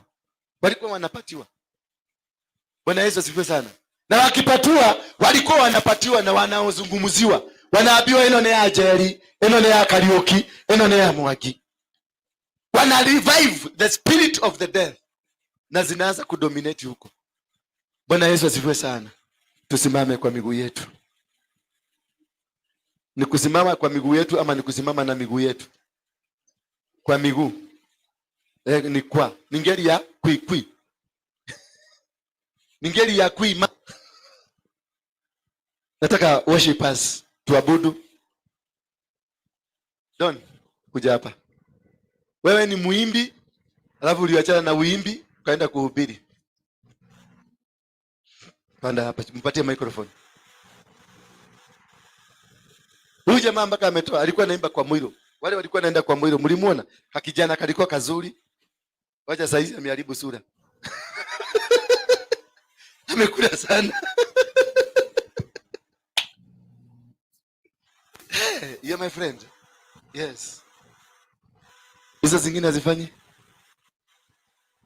Oh, zina connect na huko juu. Huyu jamaa alienda anatutishia maisha. Alienda akanunua microphone za nguvu kuliko zetu. Sasa tukiongea zetu ziko zinaongea hapa. Ati ni ya juu. Sasa tumeshindwa kutumia mashini zetu. Sacrifice yake iko juu. Alinunua ile ya 25,000, yetu ni ya 10.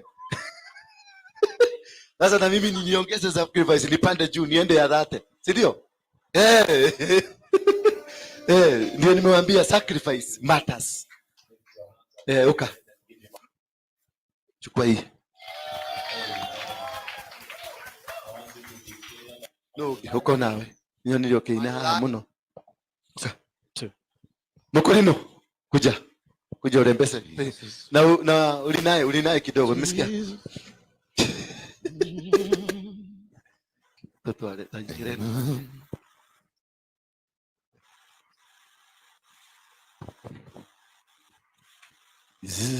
Imba tu.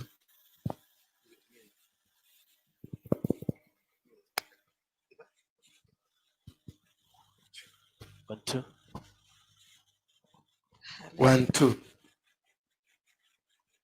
Hallelujah, hallelujah, hallelujah. Nataka kuabudu nyimbo za kuabudu. Na nataka tuingie katika kuabudu. Muingie ni kama hamutaingia tena. Muingie ni kama yake ya mwisho kabisa. Kuna uwepo utashuka hapa. Na utaguza Mungu katika maisha yako. Sitaombea mtu, lakini najua kuna testimony utaenda kutoa. Bamboi kuja. Ulikuja saa ngapi? Bamboi. This is my daughter. Kwa wale muna ukatu. Korutira. This is my daughter. Sasa ndio mkubwa.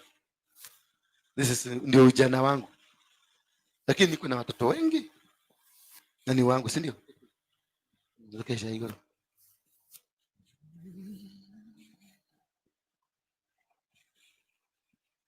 Bwana asifiwe. Asifiwe tena. Nimeokoka na mpenda Yesu, naitwa Wambui Doreen and I am blessed of the Lord and I'm happy mko hapa. Ni neema kubwa na najisi kunyenyekea kuwa pamoja nanyi. Praise God. I'm blessed and I'm happy to be here. God bless you.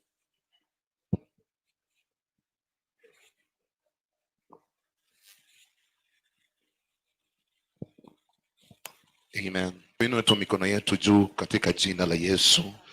Tumwambie Bwana unatengeneza njia mchana wa leo katika jina la Yesu. Fungua tu mdomo wako, fungua moyo wako, mwambie Mungu kitu katika jina la Yesu. Father, we thank you, we bless you, we honor your name, we exalt you Jesus. Fungua tu moyo wako, fungua mdomo wako, usinyamaze katika jina la Yesu. Mahubiri imekuja ya nguvu, mahubiri imekuja isiyokuwa ya kawaida. Ambia tu Mungu jambo katika jina la Yesu. Ambia tu Mungu jambo katika jina la Yesu, kwamba neno ambalo limetoka kwa kinywa ya nabii wa Mungu iwe sehemu yako, isitoke katika jina la Yesu. Labada haziki tereboza. Mandiririboza. Inua tu mikono yako na sauti yako kabla mtumishi arudi baada tumeimba worship. In the name of Jesus, in the name of Jesus, in the name of Jesus. We thank you, Jesus. Najua Bwana anatengeneza njia, anatengeneza njia kwa ajili yangu. Najua Bwana anatengeneza njia, anatengeneza njia kwa ajili yangu. Najua Bwana, inua mikono yako na sauti, anatengeneza njia, anatengeneza njia kwa ajili yangu. Imani, najua Bwana, anatengeneza njia, anatengeneza njia kwa ajili yangu. Imani, najua Bwana, anatengeneza njia, anatengeneza njia kwa ajili. Inua mikono, sema najua Bwana, najua Bwana anatengeneza njia, anatengeneza njia kwa ajili. Ima najua Bwana, najua Bwana anatengeneza njia, anatengeneza njia kwa ajili. Oh, ima najua Bwana, najua Bwana anatengeneza njia, anatengeneza njia kwa ajili. Oh, najua Bwana, najua Bwana anatengeneza njia, anatengeneza njia kwa ajili. Imba najua Bwana, najua Bwana anatengeneza njia, anatengeneza njia kwa ajili. Kama siyo wewe, ingekuwa wapi mimi? Kama siyo wewe, ingekuwa wapi mimi? Umejawa na rehema na neema tele, umejawa na rehema na neema tele. Kama siyo wewe, ningekuwa wapi mimi? Kama siyo wewe, kama siyo wewe, mwambie Bwana, kama siyo wewe, umejawa Baba, umejawa na rehema na neema, umejawa Baba, umejawa na rehema na neema. Kama siyo wewe, kama siyo wewe, ningekuwa wapi mimi? Kama siyo wewe, kama siyo wewe, ningekuwa wapi mimi? Umejawa Baba, umejawa na rehema na neema, umejawa Baba, umejawa na rehema na neema. Kama siyo wewe, kama siyo wewe, ningekuwa wapi mimi? Kama siyo wewe, kama siyo wewe, ningekuwa wapi mimi? Umejawa Baba, umejawa na rehema na neema tele, umejawa Baba, umejawa na rehema na neema tele. Kama siyo wewe, kama siyo wewe, ningekuwa wapi mimi? Kama siyo wewe, kama siyo wewe, ningekuwa wapi mimi? Umejawa, umejawa na rehema na neema tele, umejawa Baba, umejawa na rehema na neema. Kama siyo wewe, kama siyo wewe, ningekuwa wapi mimi? Kama siyo wewe, kama siyo wewe, ningekuwa wapi mimi? Umejawa, umejawa na rehema na neema tele, umejawa Baba, umejawa na rehema na neema tele. Umejawa Baba, umejawa. Inua mikono yako mwambie umejawa rehema. Umejawa Baba, umejawa na rehema na neema. Umejawa Baba, umejawa na rehema na neema tele. Hebu tumbeleza Bwana, mwambie Mungu kitu katika jina la Yesu. Ambia tu Mungu kitu katika jina la Yesu. Ambia Mungu kitu katika jina la Yesu. Umejawa rehema. Baba sheketelelebosa. Inua mikono mwambie Bwana umejawa na rehema. Umbali tumefika ni wewe Jehova. Mahali unatupeleka ni wewe Jehova. Mahali tumefika ni wewe Jehova. Asante Mungu. Inua sauti yako tu. Mwambie Mungu, mwambie Bwana, mwambie neno lako limekuja. Tumefundishwa hatua nane, hatua saba ya jinsi Mungu tunaweza tembea na wewe.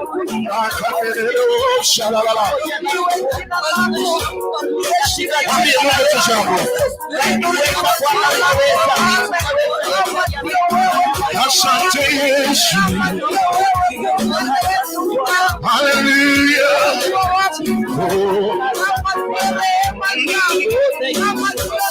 Mwambie Mungu kitu, tumwambie kitu. Hallelujah. Inua tu mikono mwambie Bwana jambo.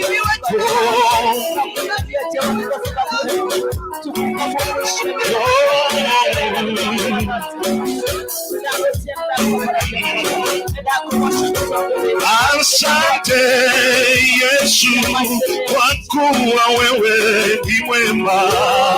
Asante Yesu kwa kuwa wewe ni mwema. Asante Yesu kwa kuwa wewe ni mwema. Imba kwa sauti. Asante Yesu kwa kuwa wewe ni mwema. Yesu kwa kuwa wewe. Asante Yesu kwa kuwa wewe ni mwema. Asante Yesu kwa kuwa wewe. Asante Bwana Yesu kwa kuwa wewe ni mwema. Asante Yesu kwa kuwa asante Bwana Yesu kwa kuwa wewe ni mwema. Asante Yesu kwa kuwa wewe ni mwema. Asante Bwana Yesu kwa kuwa wewe ni mwema. Asante Bwana Yesu kwa kuwa wewe ni mwema. Asante Bwana Yesu kwa kuwa wewe ni mwema. Inua tu mikono mwambie asante Yesu. Asante Bwana Yesu kwa kuwa wewe ni mwema. Yesu kwa kuwa wewe ni mwema. Asante Bwana Yesu kwa kuwa wewe ni mwema. Yesu kwa kuwa wewe ni mwema. Asante kwa umbali huu, wewe ni mwema maishani.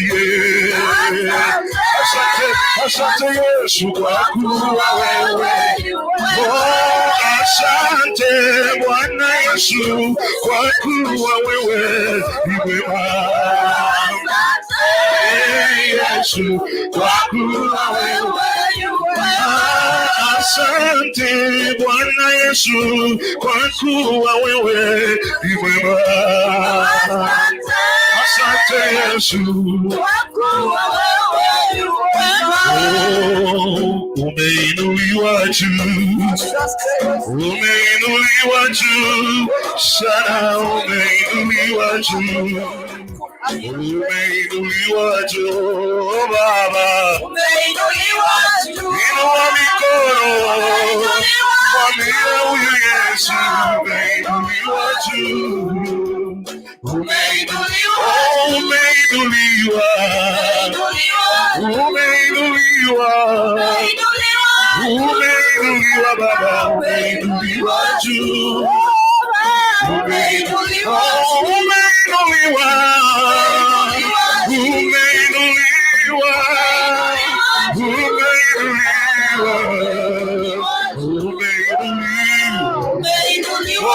umeinuliwa Baba, umeinuliwa Yesu wetu, umeinuliwa Baba, Baba umeinuliwa, inua Yesu juu, umeinuliwa juu, sana umeinuliwa juu, umeinuliwa katika ibada ya leo kwa mtumishi wako.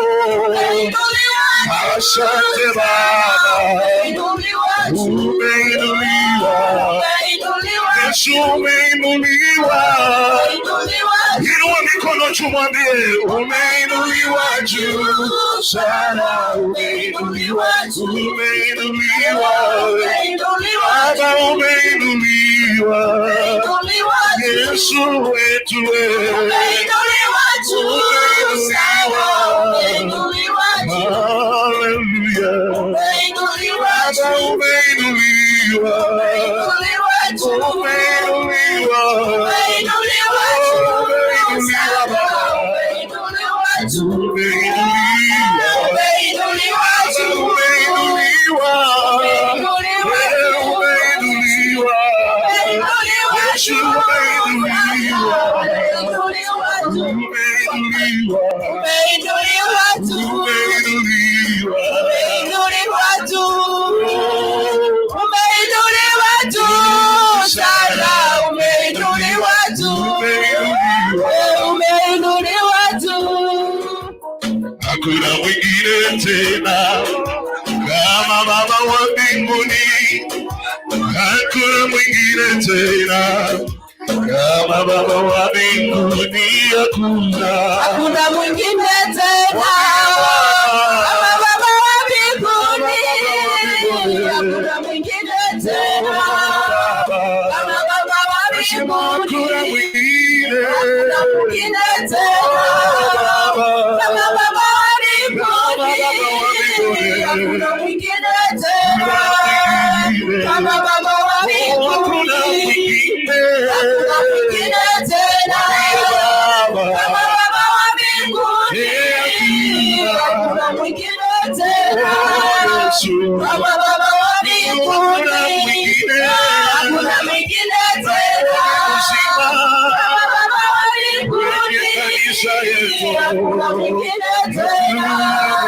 kama Baba wa mbinguni, hakuna mwingine tena kama Baba wa mbinguni, hakuna mwingine tena kama Baba wa mbinguni, hakuna mwingine tena kama Baba wa mbinguni,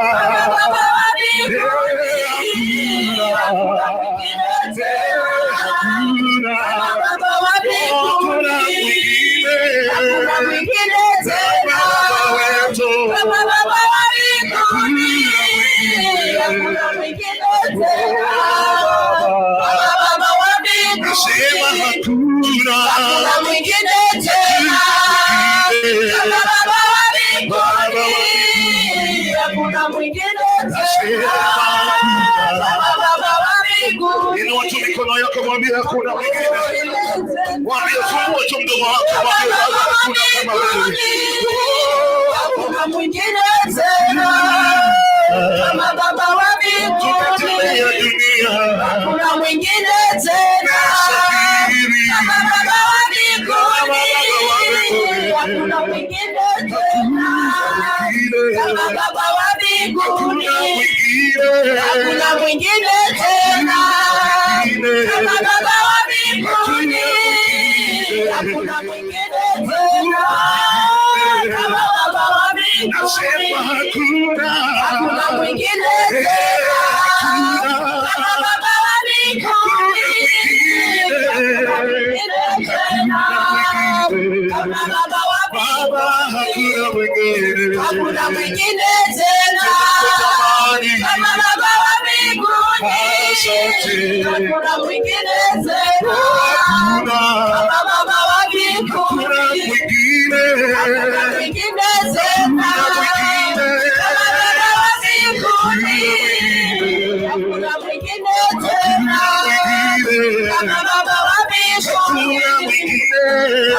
mwingine tena kama Baba wa mbinguni, hakuna mwingine tena kama Baba wa mbinguni, hakuna mwingine tena hakuna mwingine tena kama Baba wa mbinguni, hakuna mwingine tena kama Baba wa mbinguni, hakuna mwingine tena kama Baba wa mbinguni, hakuna mwingine tena kama Baba wa mbinguni, hakuna mwingine tena kama Baba wa mbinguni, hakuna mwingine kama Baba wa mbinguni, hakuna mwingine tena kama Baba wa mbinguni. Ni wewe Bwana, ni wewe Bwana, ni wewe Bwana, ni wewe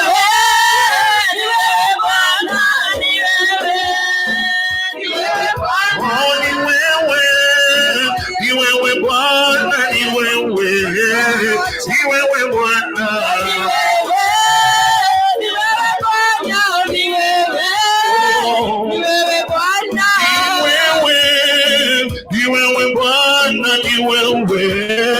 ni wewe Bwana,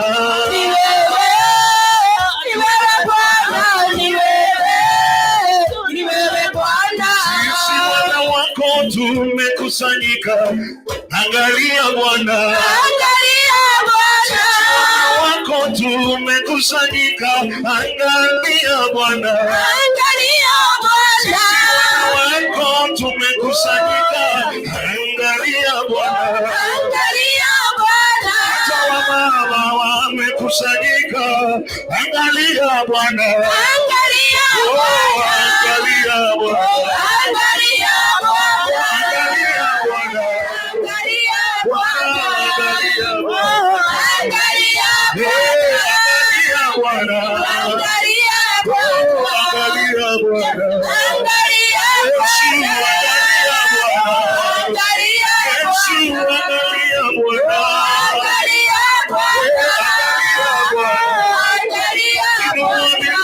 Sema angalia Bwana, angalia Bwana, angalia kanisa lako, angalia Bwana, angalia Bwana, angalia Bwana, angalia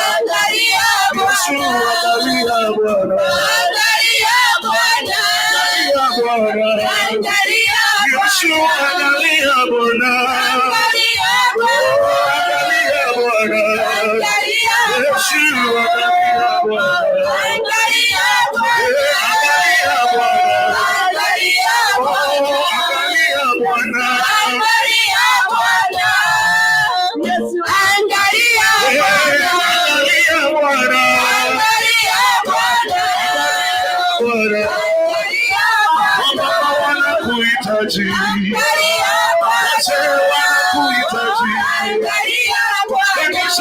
Kuhitaji angalia Bwana, angalia Bwana, angalia Bwana, angalia Bwana, angalia Bwana, angalia Bwana, paguza machozi, angalia Bwana, angalia Bwana, angalia Bwana, mikono yako mwambie Bwana, tuangalie siku ya leo.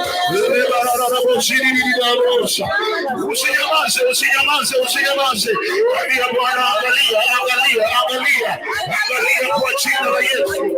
Angalia matatizo yangu, angalia kilio changu, angalia mwito wangu, angalia huduma yangu, angalia familia yangu, angalia Jehova, angalia Mfalme, angalia Mungu, angalia Simba wa Yuda, angalia Mtakatifu. Mwambie Bwana, ulilie tu Bwana, usinyamaze. Mwambie Bwana, angalia. Mwambie Bwana, angalia. Usinyamaze dada yangu, usinyamaze ndugu yangu. Mwambie tu Bwana, angalia. Usinyamaze, usinyamaze, usinyamaze. Lazima utoke na baraka yako. Endelea kumwambia Bwana, angalia, angalia, angalia.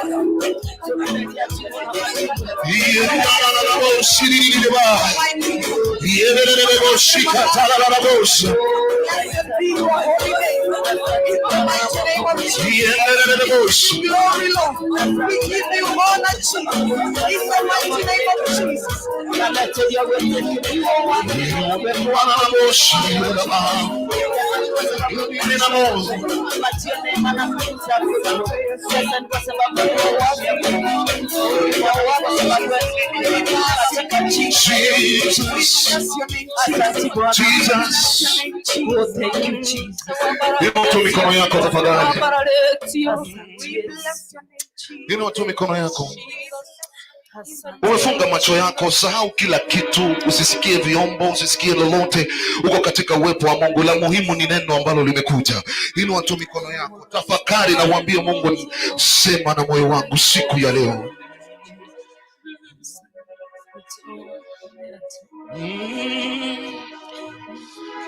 Siri ya machozi yangu ni wewe, wajua. Siri ya machozi yangu ni wewe, wajua. Siri ya machozi yangu ni wewe, wajua. Siri ya machozi yangu ni wewe, wajua. Siri ya machozi yangu ni wewe, wajua. Siri ya machozi yangu ni wewe, wajua.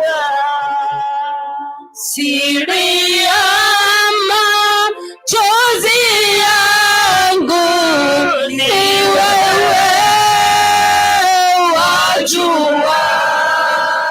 Siri ya machozi yangu ni wewe, wajua. Baba, tumekuja mbele zako adhuhuri hii. Ndio tukuabudu. Umekuwa nasi kutoka asubuhi, umetuongoza mpaka wakati huu. Tumeona mkono wako Jehova. Nakuuliza tu kwa unyenyekevu, ninakuomba, umeketi kwenye kiti chako cha enzi, miguu yako umeikanyagisha hapa duniani, na hata macho yako umeangazia kwetu. Jehova Mungu, malaika, makerubi na maserubi wamekuzingira, wamesujudu mbele zako. Nasi tunakuja mbele zako, tuunganike pamoja na wao katika hali ya kusujudu. Tuongoze, maana wewe ni Mungu mwenye uwezo, mwenye mamlaka, mwenye ushindi. Hakuna kitu kilicho duniani wala kilicho mbinguni kinachoweza kufananishwa na wewe. Mamlaka yote ya duniani yako, Mamlaka yote ya mbingu Baba ni yako. Mito na hata milima zote ni zako. Miti hata wanyama na ndege zote ni wako. Hata wale wadogo sana kama sisimizi ni wako. Hata ndovu wakubwa Baba zote ni wako. Kila kitu hata mito na mabahari zote Baba ni zako. Tunainama, zinapoinama tukuabudu Jehova. Tunainama tukuabudu. Hakika najua kwa maana umeshuka mahali hapa. Tenda na ukaweze kutendea watu wako hawa walio na matatizo, walio magonjwa, walio na mambo madhabahu yaliyoinuka katika familia zao, yote na ikaangamie katika jina la Yesu Kristo. Ninawaunganisha na mirakozi zao, ninaunganisha Baba na neema zao na vibali vyao, ninaunganisha upya Baba na huduma zao. Tutulie kidogo.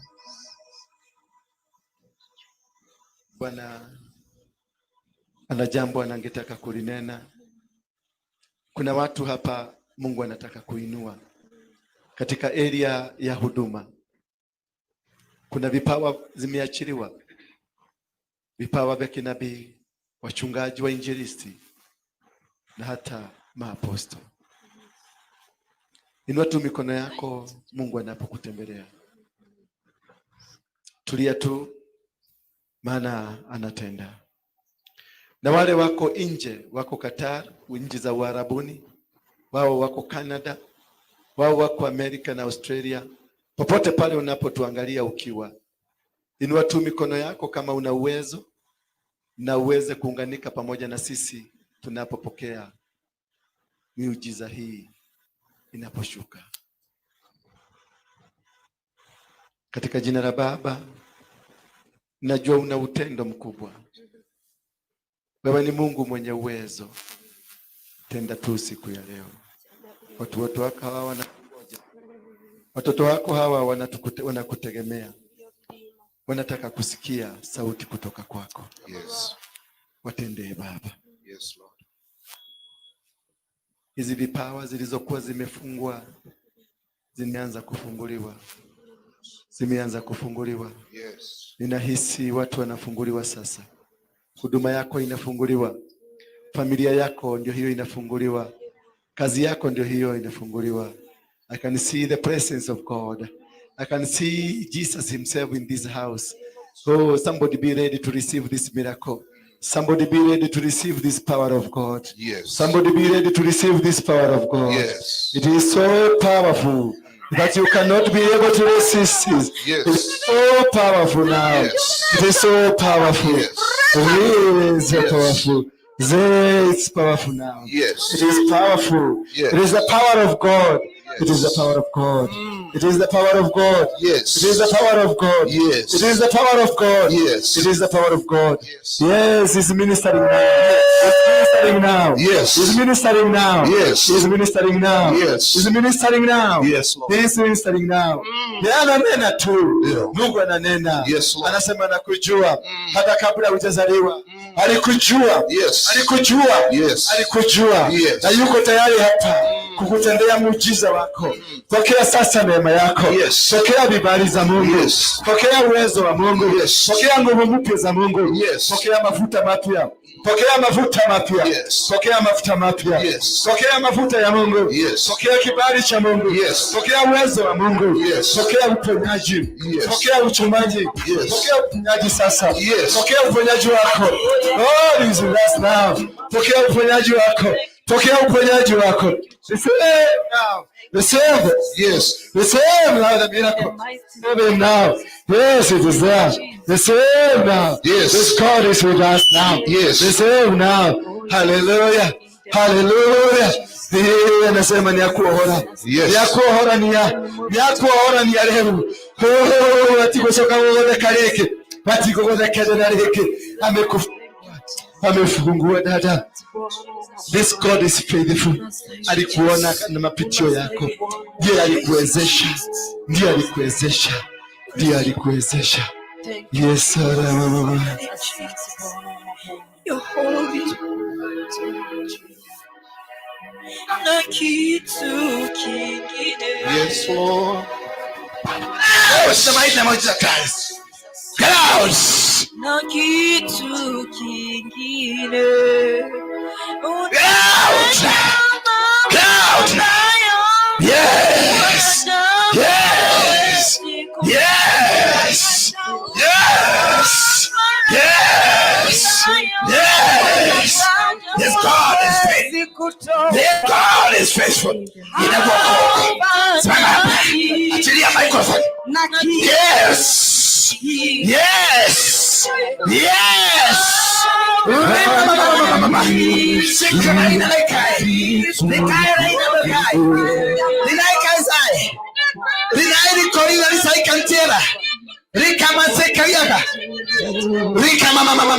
Yes.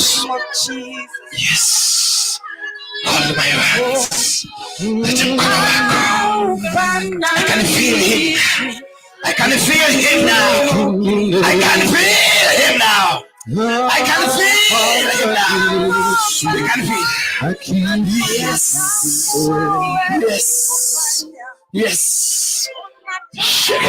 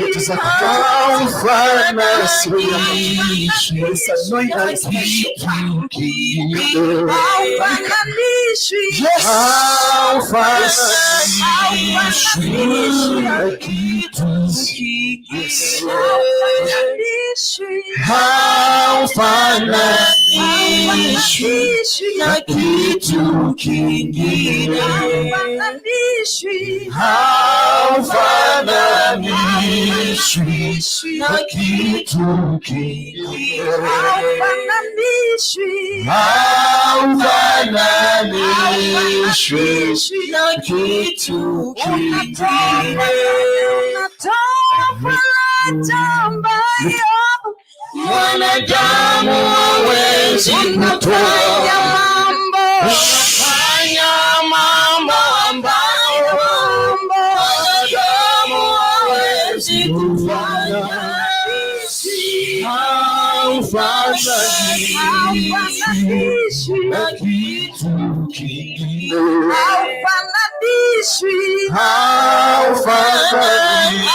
Haufananishwi na kitu kingine. Wewe ni Mungu. Wewe ni Mungu. Pasua bahari. Pasua bahari. Haufananishwi. Haufananishwi na kitu kingine. Wewe ni Mungu. Wewe ni Mungu. Tuliza mawimbi. Tuliza mawimbi. Haufananishwi na kitu kingine.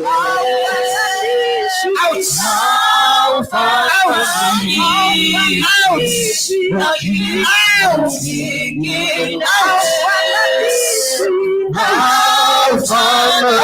Haufananishwi na kitu kingine.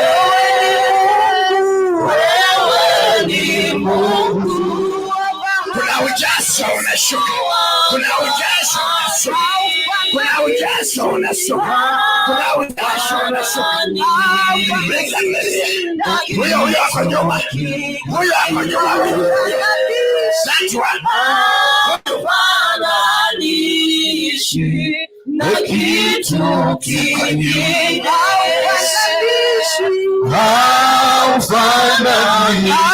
Haufananishwi na kitu kingine.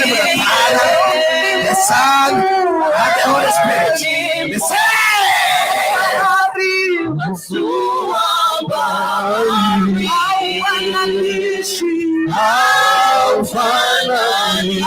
Haufananishwi na kitu kingine. Kuna mikono yako juu.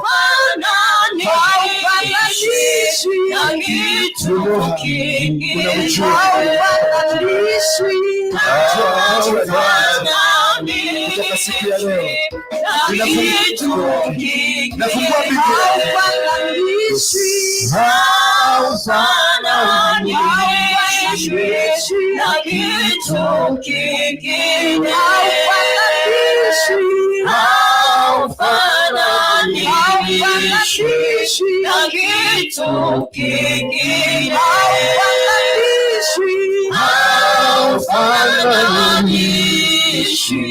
na kitu kingine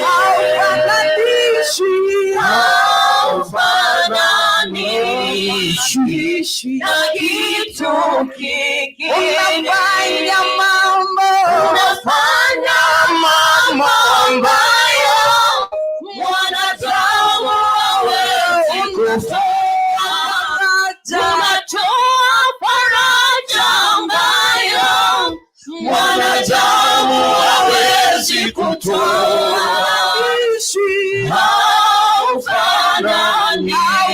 Haufananishi na kitu kingine.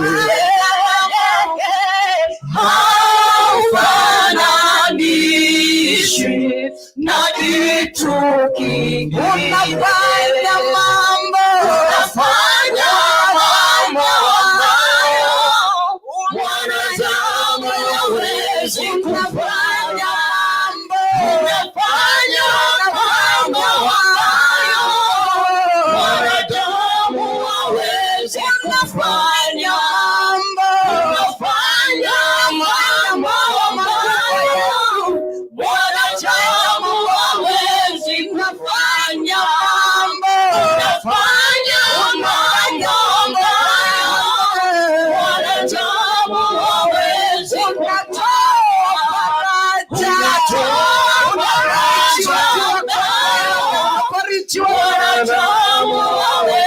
kutoa. Unatoa faraja ambayo mwanadamu hawezi kutoa. Haufananishi na kitu kingine.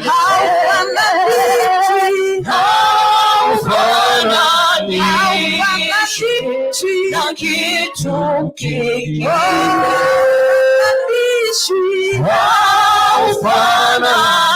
Haufananishi na kitu kingine. Haufananishi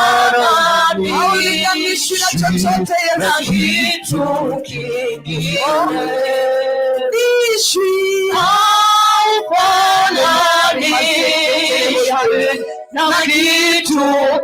kingine.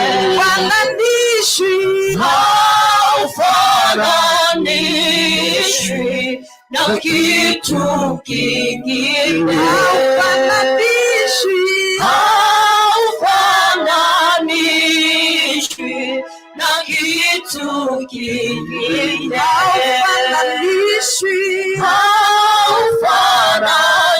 Haufananishi na kitu kingine. Haufananishi Yesu na kitu kingine.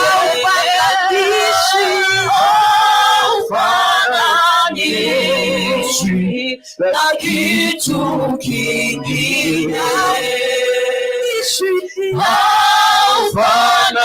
Haufananishi na kitu kingine.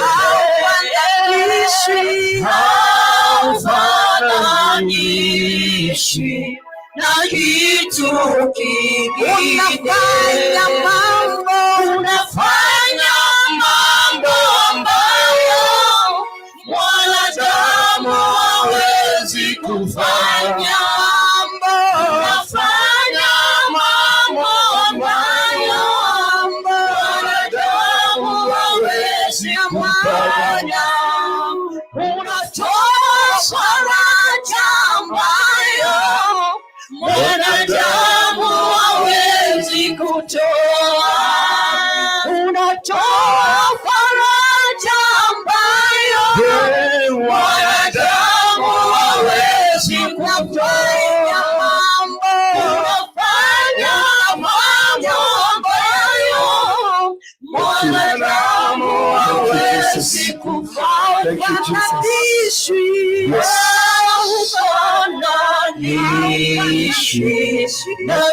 Aondoke sasa. Aondoke sasa. Aondoke sasa.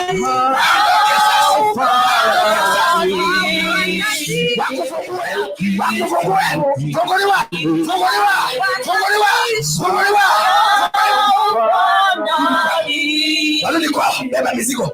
Beba mizigo yako yote. Toa. Beba mizigo. Beba mizigo. Beba mizigo.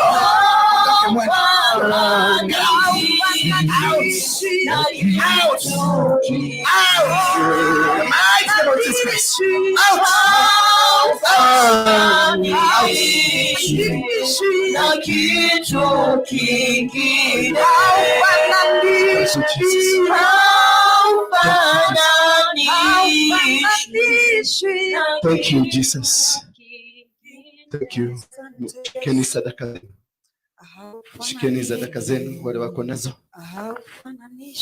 Tumefundishwa jinsi ya kumwenda kwa Mungu, jinsi ya kuvunja madhabahu.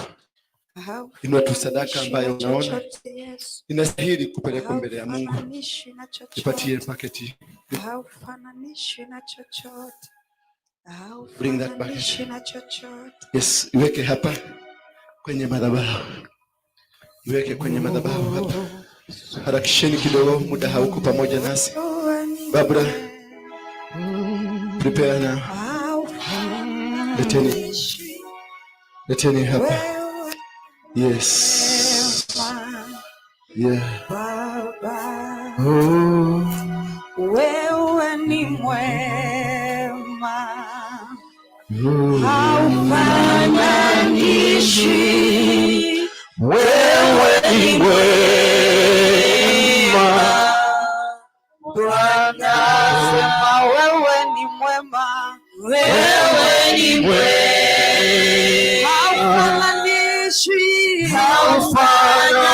Haufananishi. Wewe ni mwema. Bwana sema wewe ni mwema. Wewe ni mwema. Haufananishi Yesu.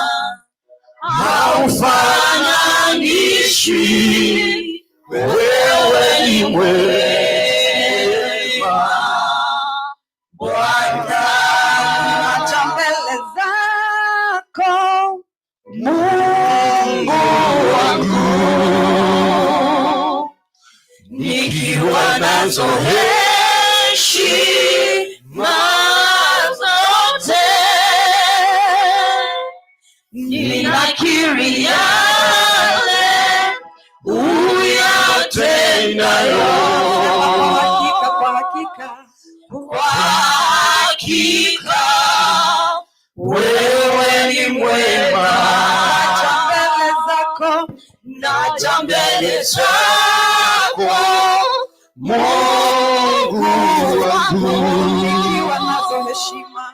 nikiwa nazo heshima zote, ninakiri yale uyatendayo. Kwa hakika wewe ni mwema. Naja mbele zako Mungu wangu, nikiwa nazo heshima, nikiwa nazo Tushukuru Mungu. Chukua dakika moja tu uende mbele za Mungu ukamshukuru kwa ibada ya siku ya leo. Umshukuru kwa sababu ya uhai aliyokupatia. Ukiweza piga magoti yako chini, ukiweza nyenyekea, ukiweza kutu jambo lile kaona linafaa Mwenyezi Mungu. We bless you, Jesus. We honor you. We reverence you. We give you praise. Thank you for your goodness, Lord. Speak to him.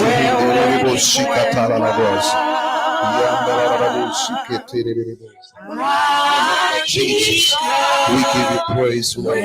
Kwa wale ambao wanatutazama kutoka Amerika, Canada, wale ambao wanatoka Mungu unaweza kutoa sadaka zako kupitia kwa hiyo namba ambayo hiyo namba ya pesa unaweza kutuma. Wewe ni mwema. Hata kwenye simu yako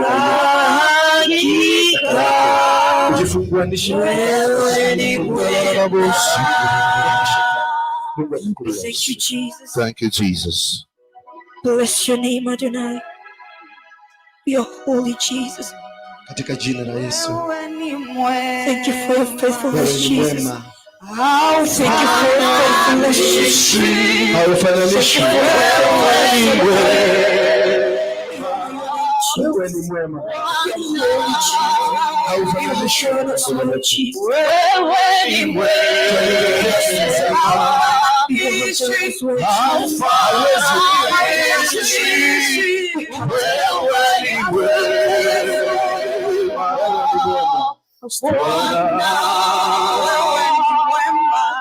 Wewe ni mwema. Haufananishwi, wewe ni mwema.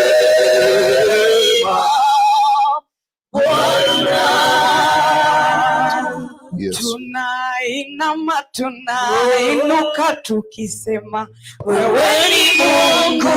Tunainama, tunainuka tukisema wewe ni Mungu. Tunainama, tunainuka tukisema wewe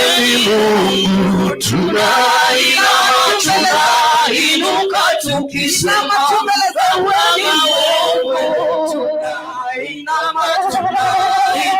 Tukisema wewe ni Mungu. Tunainama, tunainuka tukisema wewe ni Mungu. Tunainama, tunainuka tukisema wewe ni Mungu. Tunainama, tunainuka tukisema wewe ni Mungu. Hakuna kama wewe, hakuna kama wewe, hakuna kama wewe. Tunainama, tunainuka tukisema wewe ni Mungu. Tunainama, tunainuka tukisema wewe ni Mungu. Katika jina la Yesu, Yes. Tunakuabudu. Amen. In Jesus' name. Yes, Jesus. Amen. We say amen and amen. Tunakushukuru kwa sababu ya sadaka hii, ukaibariki kule imetoka, uwabariki, wafungulie milango, wafungulie na madirisha katika jina la Yesu Kristo. Mtu aseme amen. Amen. Mtu aseme amen. Amen. Wangapi wamebarikiwa? Hallelujah. Wangapi takuwa tukikufanya ibada kama once in a month? Na ningetaka nichague kamati itakayo kuwa ikipanga. Bwana Yesu asifiwe sana. Amen. Kwa hivyo Grace na wale wengine na mushikane, nataka munipatie kamati ambayo itashikana na watu wa kanisa hii, tuanze movement. Imeanza. Yaani hamjaona imeanza. Sema imeanza. Tutaprint ma-t-shirt zetu, tutaweka kila kitu, mabanners, kila kitu. Itakuwa ni independent movement to recruit watu as much as we can all over the world. It's a movement.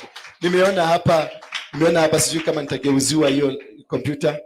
Nimeona watu wengi kutoka nje ya nchi. Ningetaka tuweze kuwa recognize. Naona Victoria's Destiny akiwa Seattle. Pia nilikuwa nimeona Kiambodhe, naitwa Kiambodhe nani? Somebody Kiambodhe, sijui whatever, I think it's from the Gulf. Wote hao nimewaona, and they are live. Wamefurahia, wanawashukuru, wanasema muhakishe moto, wafunguliwe pia kule wako. Mungu aweze kuwafungulia. Niweke tu hapo nitasoma.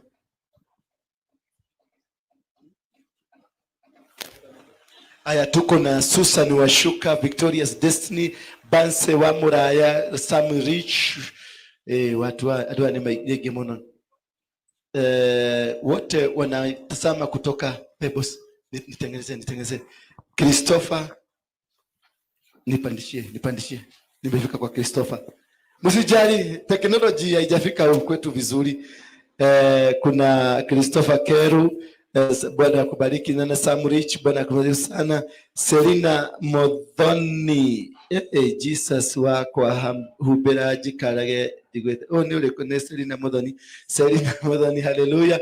Lydia Geshero, from Lydia Geshero is from Canada. Thank you, King of Kings. Told the God and the team Kujiamini, Victorious Destiny.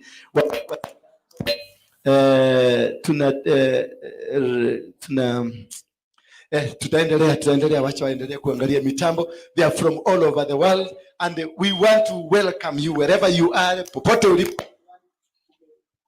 Walikwa tupatia.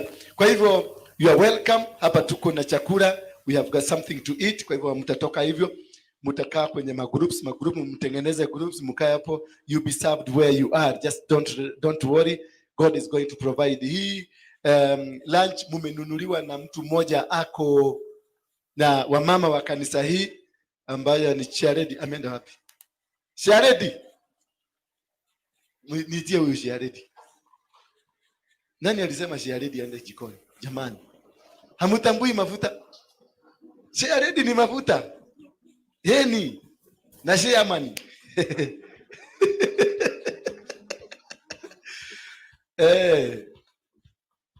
Kwa hivyo nataka Grace moto iwake, Koki muhakishe moto iwake kabisa.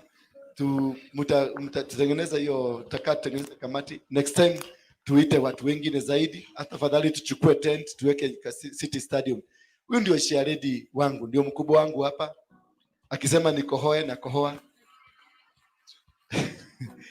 Kwa niaba ya kanisa tunataka kushukuru kwa sababu huyu ndiye ametununulia lunch. Nilikuwa nimeleta, tumeshirikiana na wamama wengine wa kanisa, na pia kuna mama mwingine ako Seattle anaitwa Victorious Destiny, pia na yeye tumekuwa pamoja na yeye. Lakini sasa huyu ndio mama wa kanisa hii kama Sharedi. Keriado kimera wetagwo atia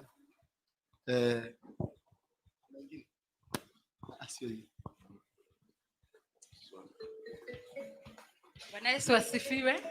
Praise God. Mko wazima? Mko poa? Hata mimi niko salama na ndio sababu niko hapa. Sijaenda kwa barabara kama wamama wengine wa Kenya. Ama hamjui wamama wako kwa mabarabara? Unaelewa hivyo? Okay. So kazi yetu si kwenda kwa barabara.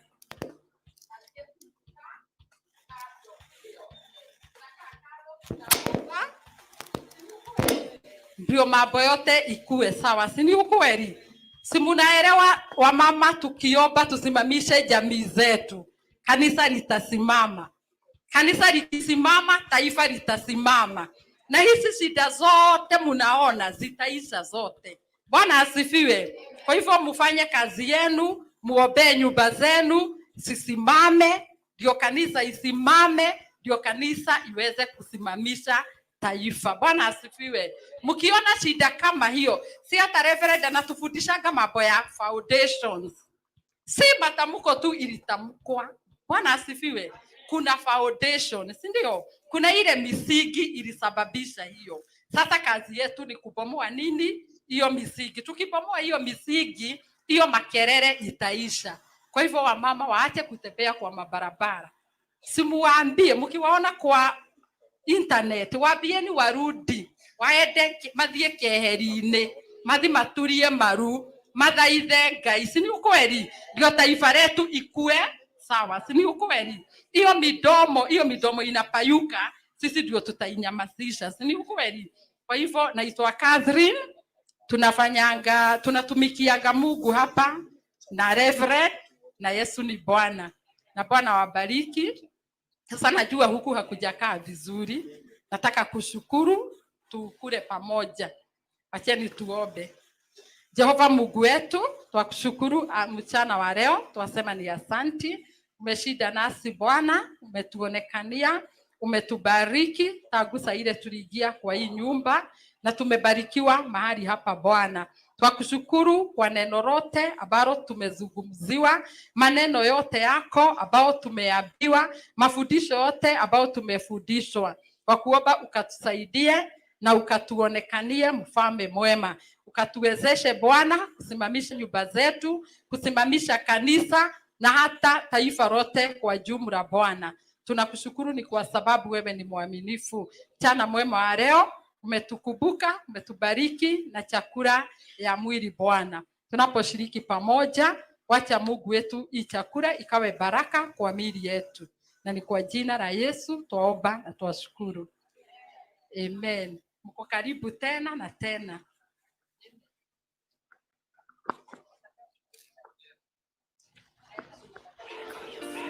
Thank you. Asanteni sana. Kwa wewe ambaye ungependa kurudia hayo mahubiri ambayo yamehubiriwa siku ya leo, utaingia pale YouTube, utafute TKM ama CTV, ama utafute Reverend Dora Waroinge, ni ndani ya YouTube, utaweza kupata